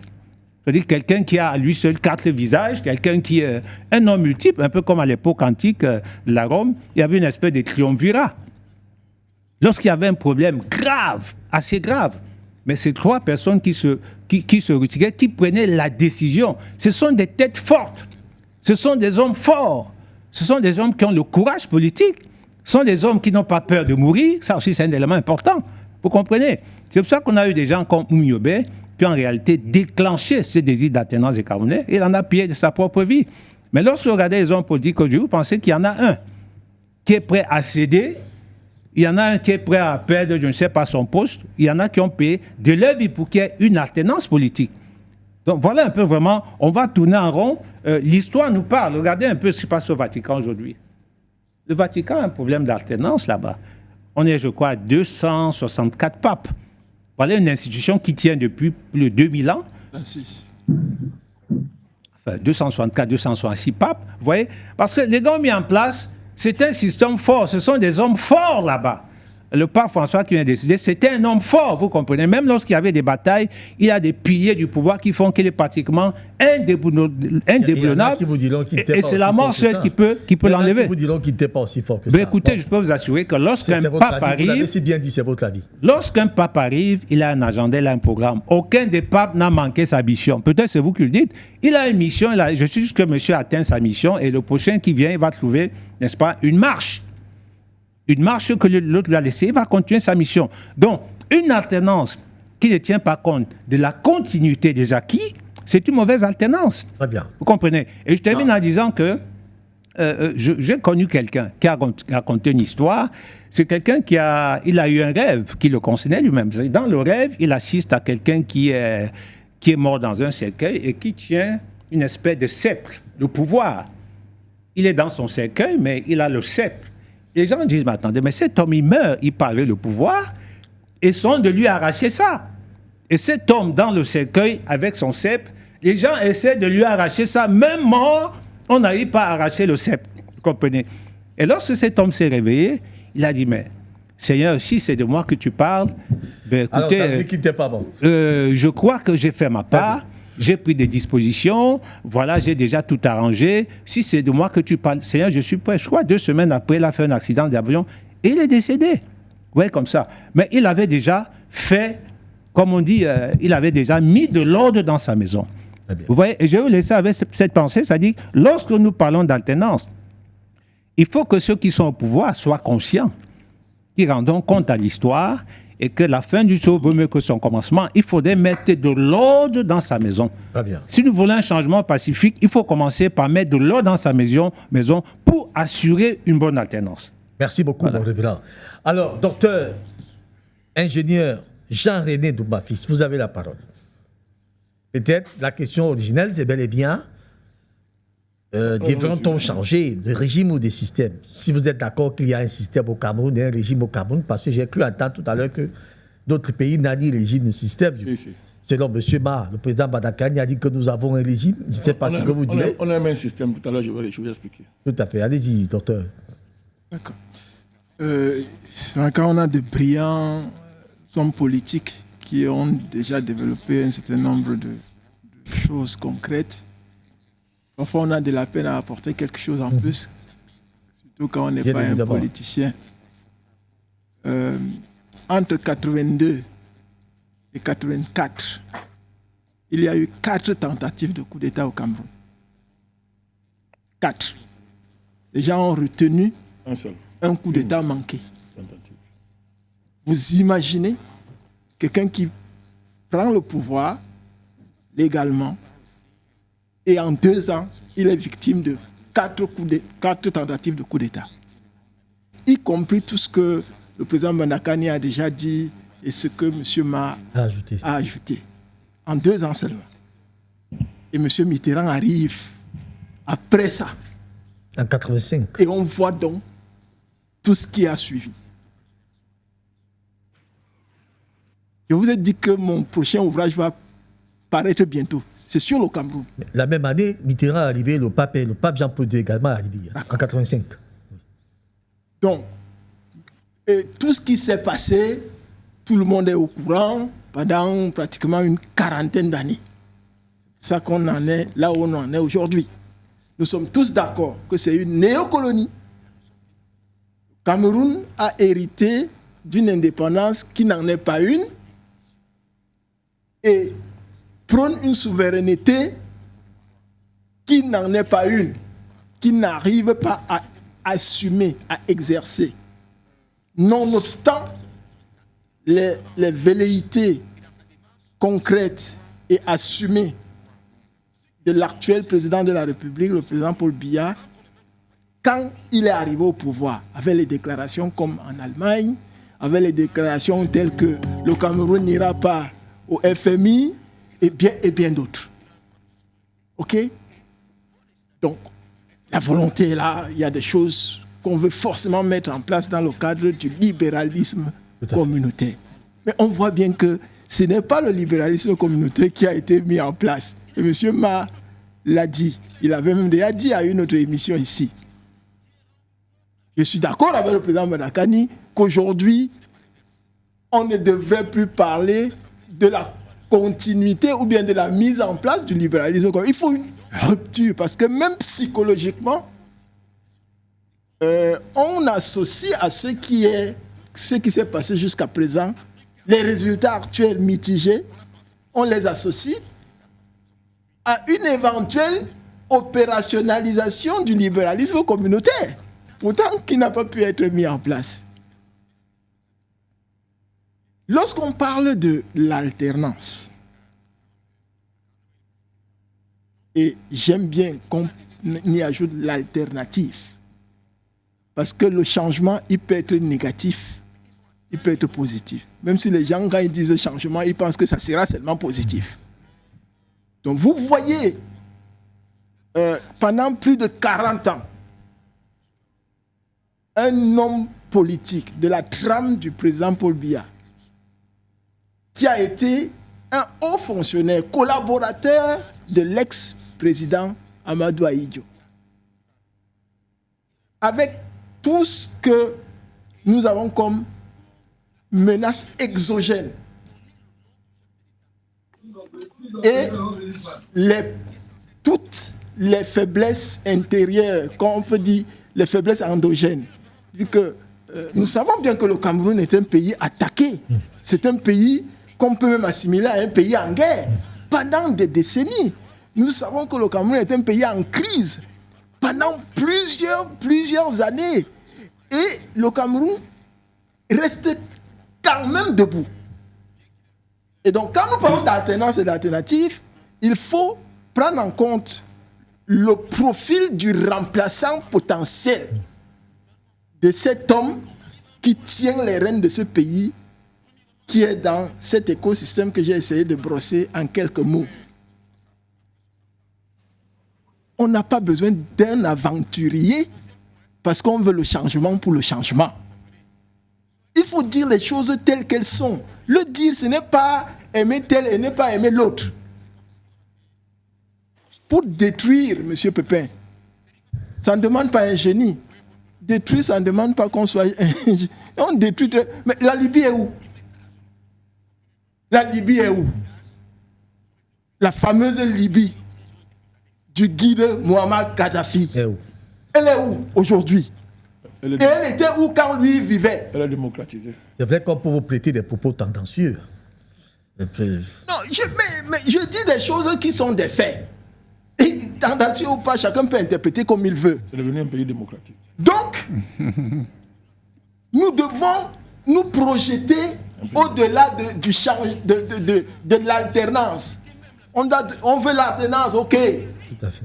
Mais et après. Et après. Vous ne pouvez pas parler du changement sans envisager le pilotage du changement. Tout à fait. Vous ne pouvez pas le faire. Ça veut dire qu'on s'arrête là. C'est comme si on était au fond d'un tunnel. On veut que ça change. Oui, d'accord. Changer, ça veut dire remplacer un homme par un autre homme. Maintenant, on fait Et quoi? après, On fait quoi? On va où? on fait quoi? Nous sommes où là? Nous parlons du Cameroun qui nous appartient tous. Et celui qui veut diriger ce pays, nous devons le connaître. Il doit nous dire ce qu'il va envisager. Parce qu'on ne doit plus vivre la même chose. On doit vivre mieux que ce que vous pouvez qualifier de régime actuel nous fait vivre. Le Cameroun aujourd'hui, peut-être que je vais sortir par là, on peut faire le diagnostic. Vous avez 4 principaux mots qui sont liés au fait que c'est une néocolonie. La première chose, c'est la malgouvernance.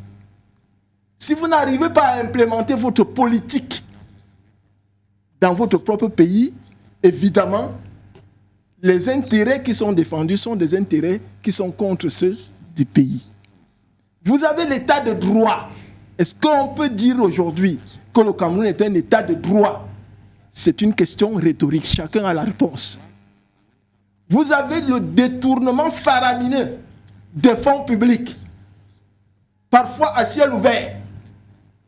Les milliards qu'on détourne et que certaines institutions qui sont qualifiées pour dire qu'on a détourné ou pas, dénoncent, parfois avec les noms, mais c'est comme si c'était normal. Et enfin, vous avez la corruption. La corruption qui est transversale et qui est un outil, un puissant outil néocolonial, parce que cette corruption, même si elle peut expliquer un certain nombre de choses, les résultats notamment que nous avons aujourd'hui, mais elle ne justifie pas ça. La corruption est un fléau qui plombe ce pays. De la plus petite corruption à la corruption qu'on peut qualifier de corruption d'État. Voyez? Donc, s'il y a une alternance sans alternative, Monsieur Pépin, il y a risque du pire. Il y a risque du pire. Merci. C'est ce que vous dites. Très bien. Merci beaucoup. Alors, nous nous retournons vers vous, professeur Jean-Paul Mbelek. Vous avez écrit au président Biya. Vous avez dit tout à l'heure que vous devez commencer par ça. Je souhaite que vous puissiez commencer par là et puis développer par la suite. Oui, il y a à peu près 20 ans, un peu moins de 20 ans, j'ai écrit au président Paul Biya. Et ça se justifiait parce que en 2005, j'ai été contacté par des recteurs de l'université de Ngaoundéré qui est décédé maintenant, un certain Bouba. Je crois qu'il a fini à la présidence. Et puis finalement, il est décédé déjà. Il était à l'époque recteur de l'université de Ngaoundéré. Il m'a appelé plusieurs fois. Après, c'est son secrétaire qui a pris le relais. Après, il y a des collègues de l'université de Ngaoundéré qui m'appelaient tout le temps parce que, soi-disant, il disait qu'environ une semaine, il y aurait une réunion pour le recrutement des professeurs. Moi, j'avais déjà déposé mes dossiers pour toutes les universités de Cameroun, comme on me l'avait demandé. Je prends tout, ça se passe en 2005. Voilà. Et donc, ce qui s'est passé, c'est qu'à un moment donné, à quelques jours où devait se réunir cette réunion, voilà, peut-être à 12 jours, je ne sais plus très, très bien, il m'appelle expressément en me disant qu'il faut écrire une lettre au président Paul Biya. Moi, je leur ai dit, il n'en est pas question. Moi, je n'écris pas au président Paul Biya. Voilà. Et je vais vous dire pourquoi. Après, ils m'ont dit, eux, ils vont écrire, je n'ai qu'à signer. J'ai dit, ça revient au même. Vous n'écrivez rien, je ne signe rien. Mais ils m'ont jamais donné de vraies explications. Okay? Donc, qu'est-ce que moi j'avais dans la tête? C'est que si j'hérite d'un poste, moi je voulais rentrer au pays, parce que ma démarche pour l'Afrique, ça commence en 2004.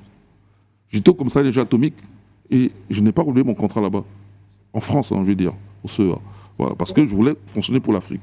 J'avais écrit des lettres à beaucoup de collègues qui étaient soit africains, soit d'ascendance africaine, dans le même domaine ou des domaines connexes. Voilà. Et Jim Gates, qui a été plus tard conseiller d'Obama, m'a conseillé d'aller au Mali. Il m'a de prendre contact avec des collègues du Mali, effectivement. C'est comme ça que je suis arrivé au Mali en 2004.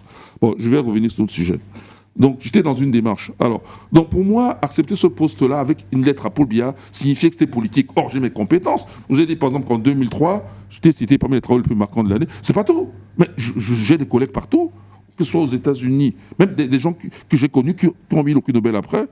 Georges Smoot, j'ai déjà discuté avec lui là à côté de moi. Vera Rubin, tous ces gens-là, les Pelmutés, je les connais. Ça, c'est les Américains. Mais je connais les Russes aussi. Je connais les Indiens. Je connais les Chinois. Je connais les Japonais.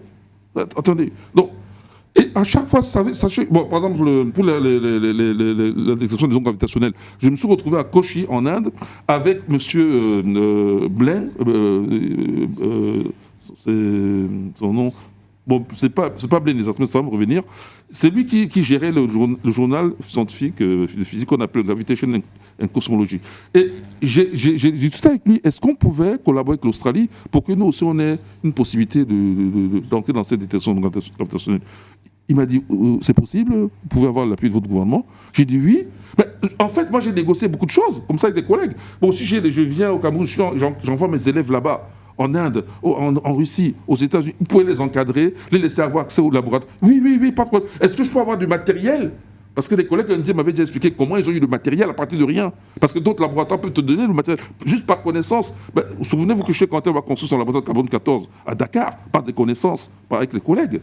Ouais. Et, moi, j'avais déjà tout préparé. J'avais un plan bien précis. Et donc quand on me dit d'écrire, moi je me dis que ce sera un poste politique. Or, non, moi je suis scientifique. Je n'ai pas à dépendre du politique. D'abord, je n'ai jamais été encarté, je ne le serai jamais, jusqu'à présent en tout cas. Je n'ai pas encore mis dans ma tête, je vais m'encarter. Puisque le président Madakine a dit, s'il y a un parti politique au Cameroun, je dois prendre la carte, c'est l'UPC, canal historique. S'il n'y a pas d'UPC, canal historique, même le NMP du président Madakine, je suis pas prêt à le prendre. Parce que pourquoi le NMP? Pourquoi ce n'est pas l'UPC? On me dira que c'est dur. Non, on doit remettre l'UPC. S'il y a un parti politique, parce que ça s'appelle, on a parlé la dernière fois pour l'Algérie, ça s'appelle la conscience historique. Ça fait partie de notre identité culturelle. C'est le premier point de l'identité culturelle. Donc, on ne peut pas avoir un parti qui a... Et puis, on fait rupture. Chacun vient avec... Mais Paul Biya vient avec son biaïsme ou son libéralisme communautaire. Enfin, le biaïsme, c'est M. Mar. Mais il vient avec son libéralisme communautaire. Il invente la Lune. Alors que les aînés ont existé, il y a des gens qui sont morts pour ça. On a parlé de Wandier, par exemple. Bon, aujourd'hui, vous avez beaucoup parlé d'Oumioba. Il y a des gens, les moumiers, vous avez parlé d'Oumioba aussi, beaucoup de gens sont morts. Il y a même des anonymes qu'on ne connaît pas les noms. Donc, où est la continuité? Donc, à chaque fois, on refait le monde. Alors, j'ai dit non.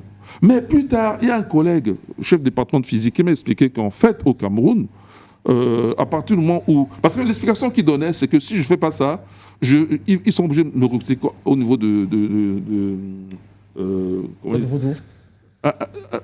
ils m'ont dit qu'il y a un niveau plus bas, là, pas maître de conférence. Non, pas chargé de cours, juste au-dessus de chargé de cours. Chargé de cours, non.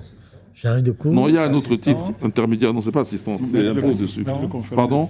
Non, c'est pas maître de conférence. C'est maître de conférence. Non, il y a un autre poste, ils m'ont donné un autre nom. Si ça me revient, ça me revient. Sinon, ceux qui écoutent et qui connaissent, ils savent. Et ils m'ont dit que sinon, vous êtes à ce niveau-là. Peut-être c'est chargé de cours. Oui, ça doit être ça. Chargé de cours. Est-ce qu'il y a assistant chargé de cours? Oui, mais parce que je pense à autre chose. Je reconnais. Chargé de cours. Bon, mais eux, ils estiment que vu mes publications, vu tout ce que j'ai fait, ça doit être minimum maître de conférence. Alors, il ne m'avait pas donné la suite.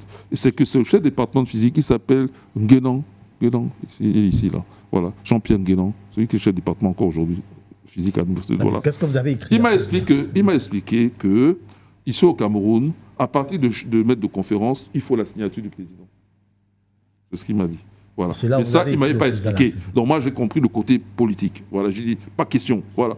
Alors, donc quand j'ai compris ça, c'est comme ça que j'en viens à écrire une lettre à Paul Biya.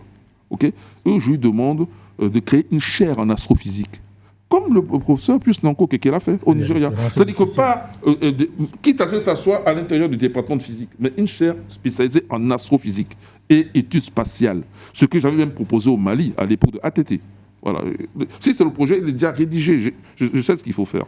Et donc, la réponse était que je prenne la tâche avec le ministère de l'Enseignement supérieur, à savoir M. Famine Ndongo, qui ne m'a jamais reçu. Moi, j'ai pris mon billet d'avion, ils ne m'ont pas envoyé de billet d'avion. Il ne vous a jamais je l'ai vu à distance dans le ministère, il était là, avec des blancs, il était là. Or, il ne sait pas que c'est blanc. J'ai vu qu'il avait reçu, par exemple,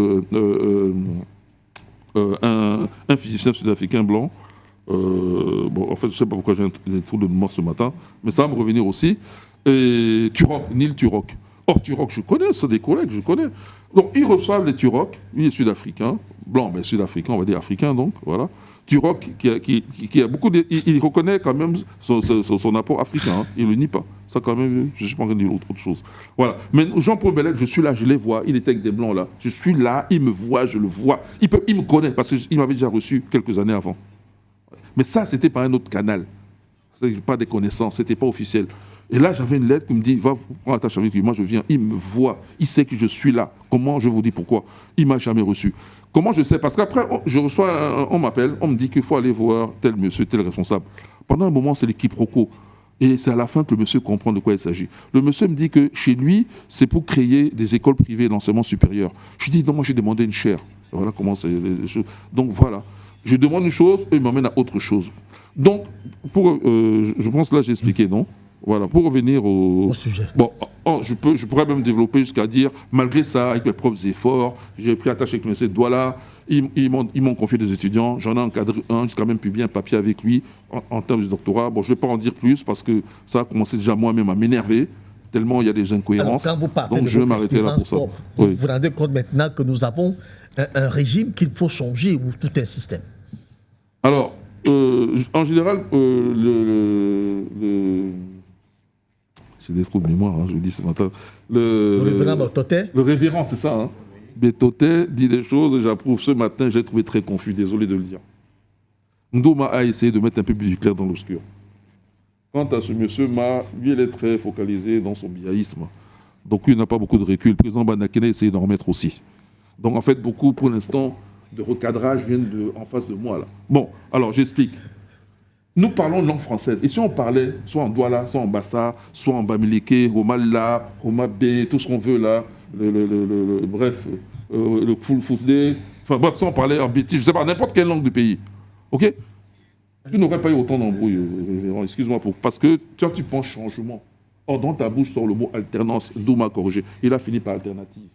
Et alternance, il faut préciser, parce que l'alternance, au niveau des saisons, comme tu as dit, ça revient tout le temps. C'est des formes qui se répètent, ça revient tout le temps. Merci. Or, toi, tu veux parler d'alternance politique. Et ça, nous entrons dans un système. Voilà le mot système. Et c'était des Blancs, les Occidentaux. Est-ce que nous, on est des Blancs, des Occidentaux? Non. Alors, pourquoi tu nous en parles? Tu n'as pas été à l'école. L'école, c'est aussi pour prendre du recul. Il faut arrêter de répéter ce que les Blancs nous ont appris. Ou alors ce qu'on a appris dans l'école des Blancs. Il faut choisir ce que vous voulez. L'école des Blancs ou les Blancs nous ont appris, c'est la même chose. Il y a tout blanc dedans. Il faut arrêter ça. Parce que là, l'alternance politique, moi je rejette ça personnellement. Je suis noir africain, j'assume, parce que je suis dans la continuité de nos aînés. Je dis que moi je suis contre la démocratie. Donc déjà, quand tu dis alternance politique, moi j'ai pris Google, j'ai vérifié. Hein.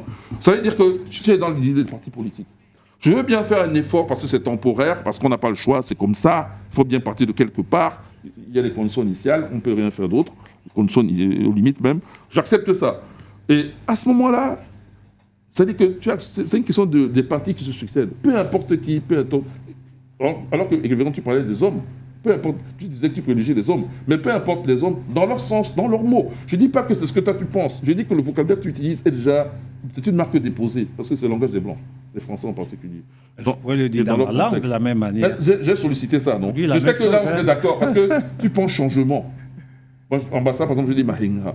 Tu penses le changement. Or là, il y a alternance, il y a alternative. L'alternative, alors là, c'est encore autre chose. Parce que l'alternative, c'est-à-dire que, par exemple, quelqu'un peut dire, bon, eux, c'est les capitalistes, moi, je veux du communisme. Et pour rester dans les mêmes idées occidentales. Moi, je peux aussi dire, je veux revenir dans nos valeurs ancestrales, avec la continuité depuis l'Égypte ancienne jusqu'à aujourd'hui. Moi aussi, je peux dire ça. Voilà. En tenant compte, bien sûr, du fait que, quand même, entre-temps, on a subi telle ou telle influence, plus ou moins importante. OK. Mais ça, c'est l'alternative. C'est-à-dire que changement de vision. Or, donc il faut choisir ce quelqu'un veut discuter. Si c'est l'alternance, allons-y. Si c'est l'alternative, allons-y. Si c'est seulement le changement, allons-y aussi. En ce qui me concerne, ici, ce que nous avons, à présent, je vais dire un mot. En ce qui nous concerne, ce qui nous intéresse est plus proche du changement de système et donc de l'alternative. Vous changez les têtes, on s'en moque. Et ensuite, nous ne sommes pas contre la continuité. Moi, je l'ai dit personnellement, je pense que l'Union des populations du Cameroun, ils avaient des valeurs. Et ces valeurs, on ne les a jamais exploitées. M. Paul Biya vient là avec son libéralisme communautaire. Lui-même, il n'était pas à l'UNEC là-bas en France, quand il était étudiant en France. Est-ce qu'il a même tenté une fois d'expérimenter? Non, parce qu'il avait des Semenga à côté, un ojulatiste primaire, parce que ça continue. C'est ce que le président Madaka dit sur M. Semenga. Ça veut dire que c'est un ojulatiste. Ojoula n'est pas un Camerounais que je sache. Il venait d'Oran en Algérie. C'est un pied noir même. Bon, bref.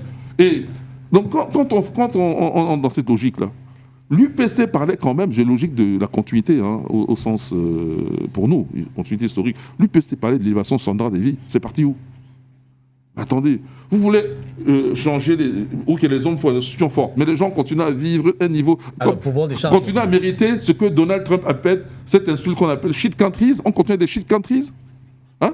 Donc il y a le délestage, il n'y a pas d'eau, les gens meurent à l'hôpital comme pas possible, l'école c'est n'importe quoi. Les enseignants, 50 000 francs, 45 000 même, les professeurs du primaire, c'est normal ça?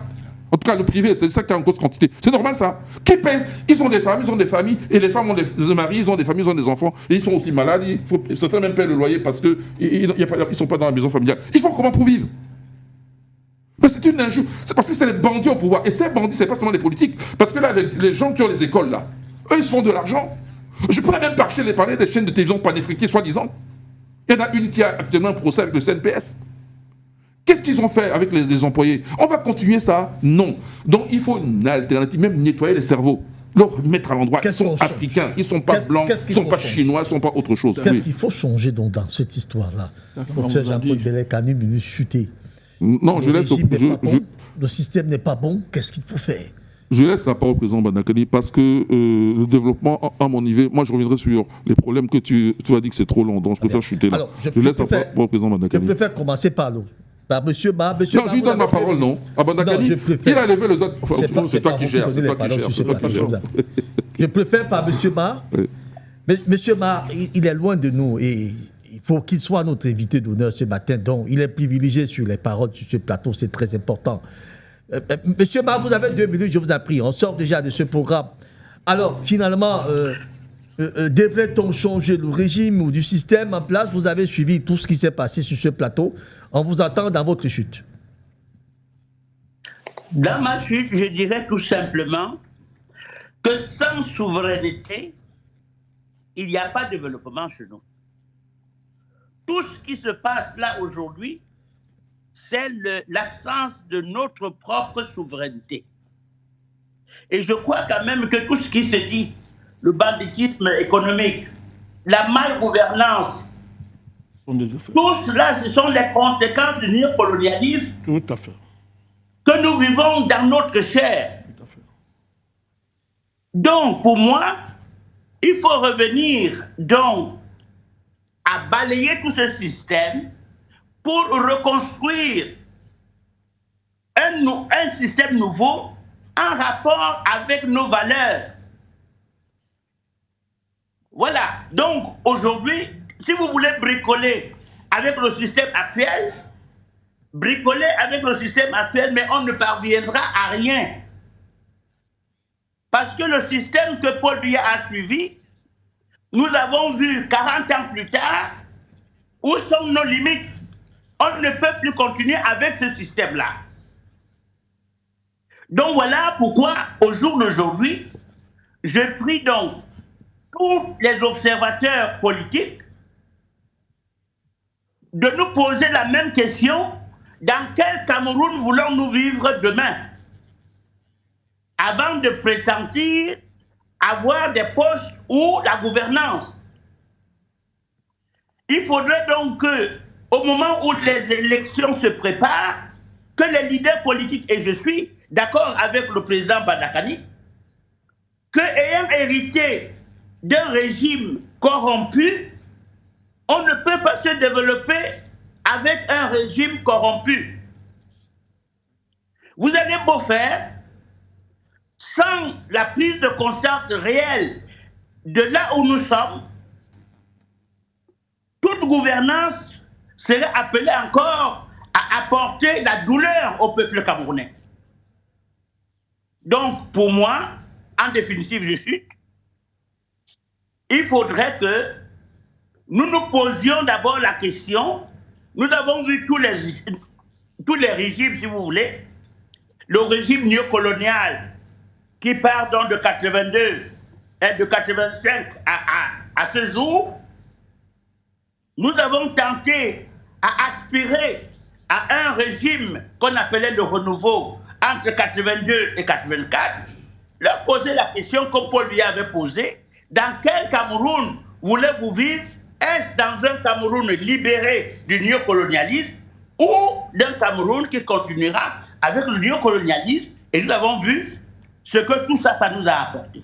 Très bien. Donc réfléchir sur un Cameroun nouveau, je suis bien d'accord. Et je dis encore que le président Badakani a beaucoup de clés pour ce faire, parce qu'il est presque le seul à parler de la sortie du néocolonialisme avant à nous projeter sur un Cameroun autre que celui que nous vivons. Très bien. Merci beaucoup, monsieur président Badakani. En 2 ou 3 minutes, je vous en prie. Mais je vais continuer dans la logique de monsieur Ma. Le néocolonialisme, c'est aussi ne pas voir. C'est refuser de voir les hommes qu'on cherche alors qu'ils sont devant vous. Ça aussi, le néocolonialisme. Bien évidemment. Et on sait pourquoi on fait ça. Moi, je ne vais pas dire plus. Alors, on ne peut pas, si une société fait l'alternance à sa tête, sans transformer profondément ses mentalités, ses structures, elles reculent. Je donne les exemples. Vous Belek m'a appris la rigueur mathématique qu'il est en face de moi. J'ai pris des coups.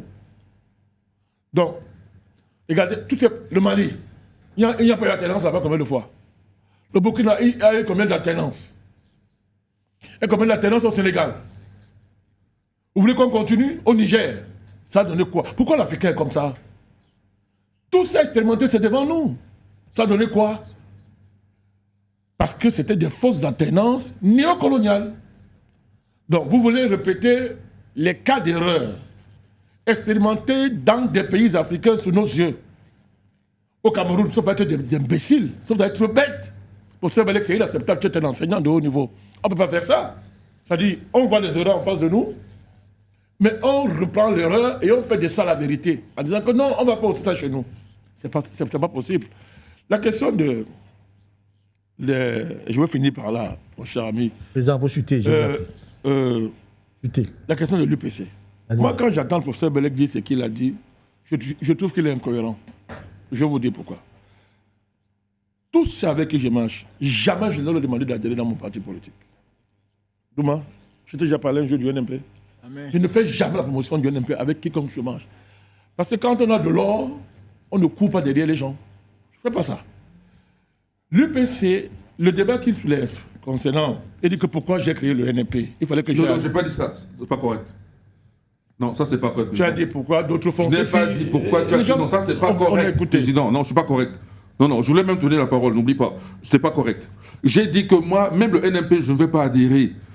S'il y avait un UPC canal historique, je l'aurais fait. Je ne le fais pas parce que le seul parti vraiment que moi je vois, parce que je suis dans la continuité, c'est ce parti canal historique. C'est tout. Donc j'ai même dit que je vais finir comme ça. Ma vie va finir comme ça. Non. Donc je n'ai pas dit ce que tu as dit. Il faut corriger. Il faut corriger, président. Tu viens. Je te somme de corriger. C'est une accusation que tu as formulée là. Corrige. Parce que moi, je suis honnête avec toi. Je suis honnête aussi avec moi. Il y a des gens qui nous suivent. Oui, mais il faut corriger. Je n'ai pas dit ça. Non, je n'ai pas dit ça. Tu as dit. Ils sont là, ils sont témoins. Tu as même dit. Tu as même parlé du libéralisme communautaire. Pourquoi les gens. Je n'ai jamais dit. Non. Merci beaucoup. Merci. Je vais te faire plaisir. Merci à tous les cinq d'être arrivés là ce jour, effectivement. Cameroun alternance. Devrait-on changer le régime ou des systèmes en place? C'était là la thématique du jour. Panel, président Badakani, homme politique, président du nouveau mouvement populaire panafricaniste, révérend pasteur Patrice Bototé, société civile, prospectiviste, homme de Dieu, docteur ingénieur Douma-Fils Jean-René, universitaire, expert financier, économiste, consultant, écrivain, auteur de l'ouvrage Disruption monétaire au Centrafrique, le professeur Jean-Paul Belek, universitaire, astrophysicien, panafricaniste, et bien sûr notre ami depuis Paris, Timothy Ma, ingénieur en hydrométéorologie, professeur de sciences physiques des lycées et collèges Île-de-France, pasteur de l'église protestante baptiste, père fondateur du courant biaïste en 1986 à Paris. Madame, Monsieur Siayouk David, qui était là ce matin pour la réalisation, autour de qui se trouvait une brillante équipe. Merci à l'ingénierie du son du jour. Leslie, merci à la prise de son de notre ami Célestin, je crois, Rodrigue Célestin, et bien sûr, j'ai vu Bassim, janvier du côté des Hauts-de-Fonds, de l'autre côté, la jeune Stéphanie, qui était également là pour la plaque digitale. Je vous retrouve probablement vendredi prochain. Si plaît à Dieu, nous allons continuer le même sujet. Si cela vous plaît, nous n'avons pas pu l'évacuer totalement. Et puis, retrouvez ce programme en rediffusion samedi à 22h. D'ici là, portez-vous bien et à très bientôt.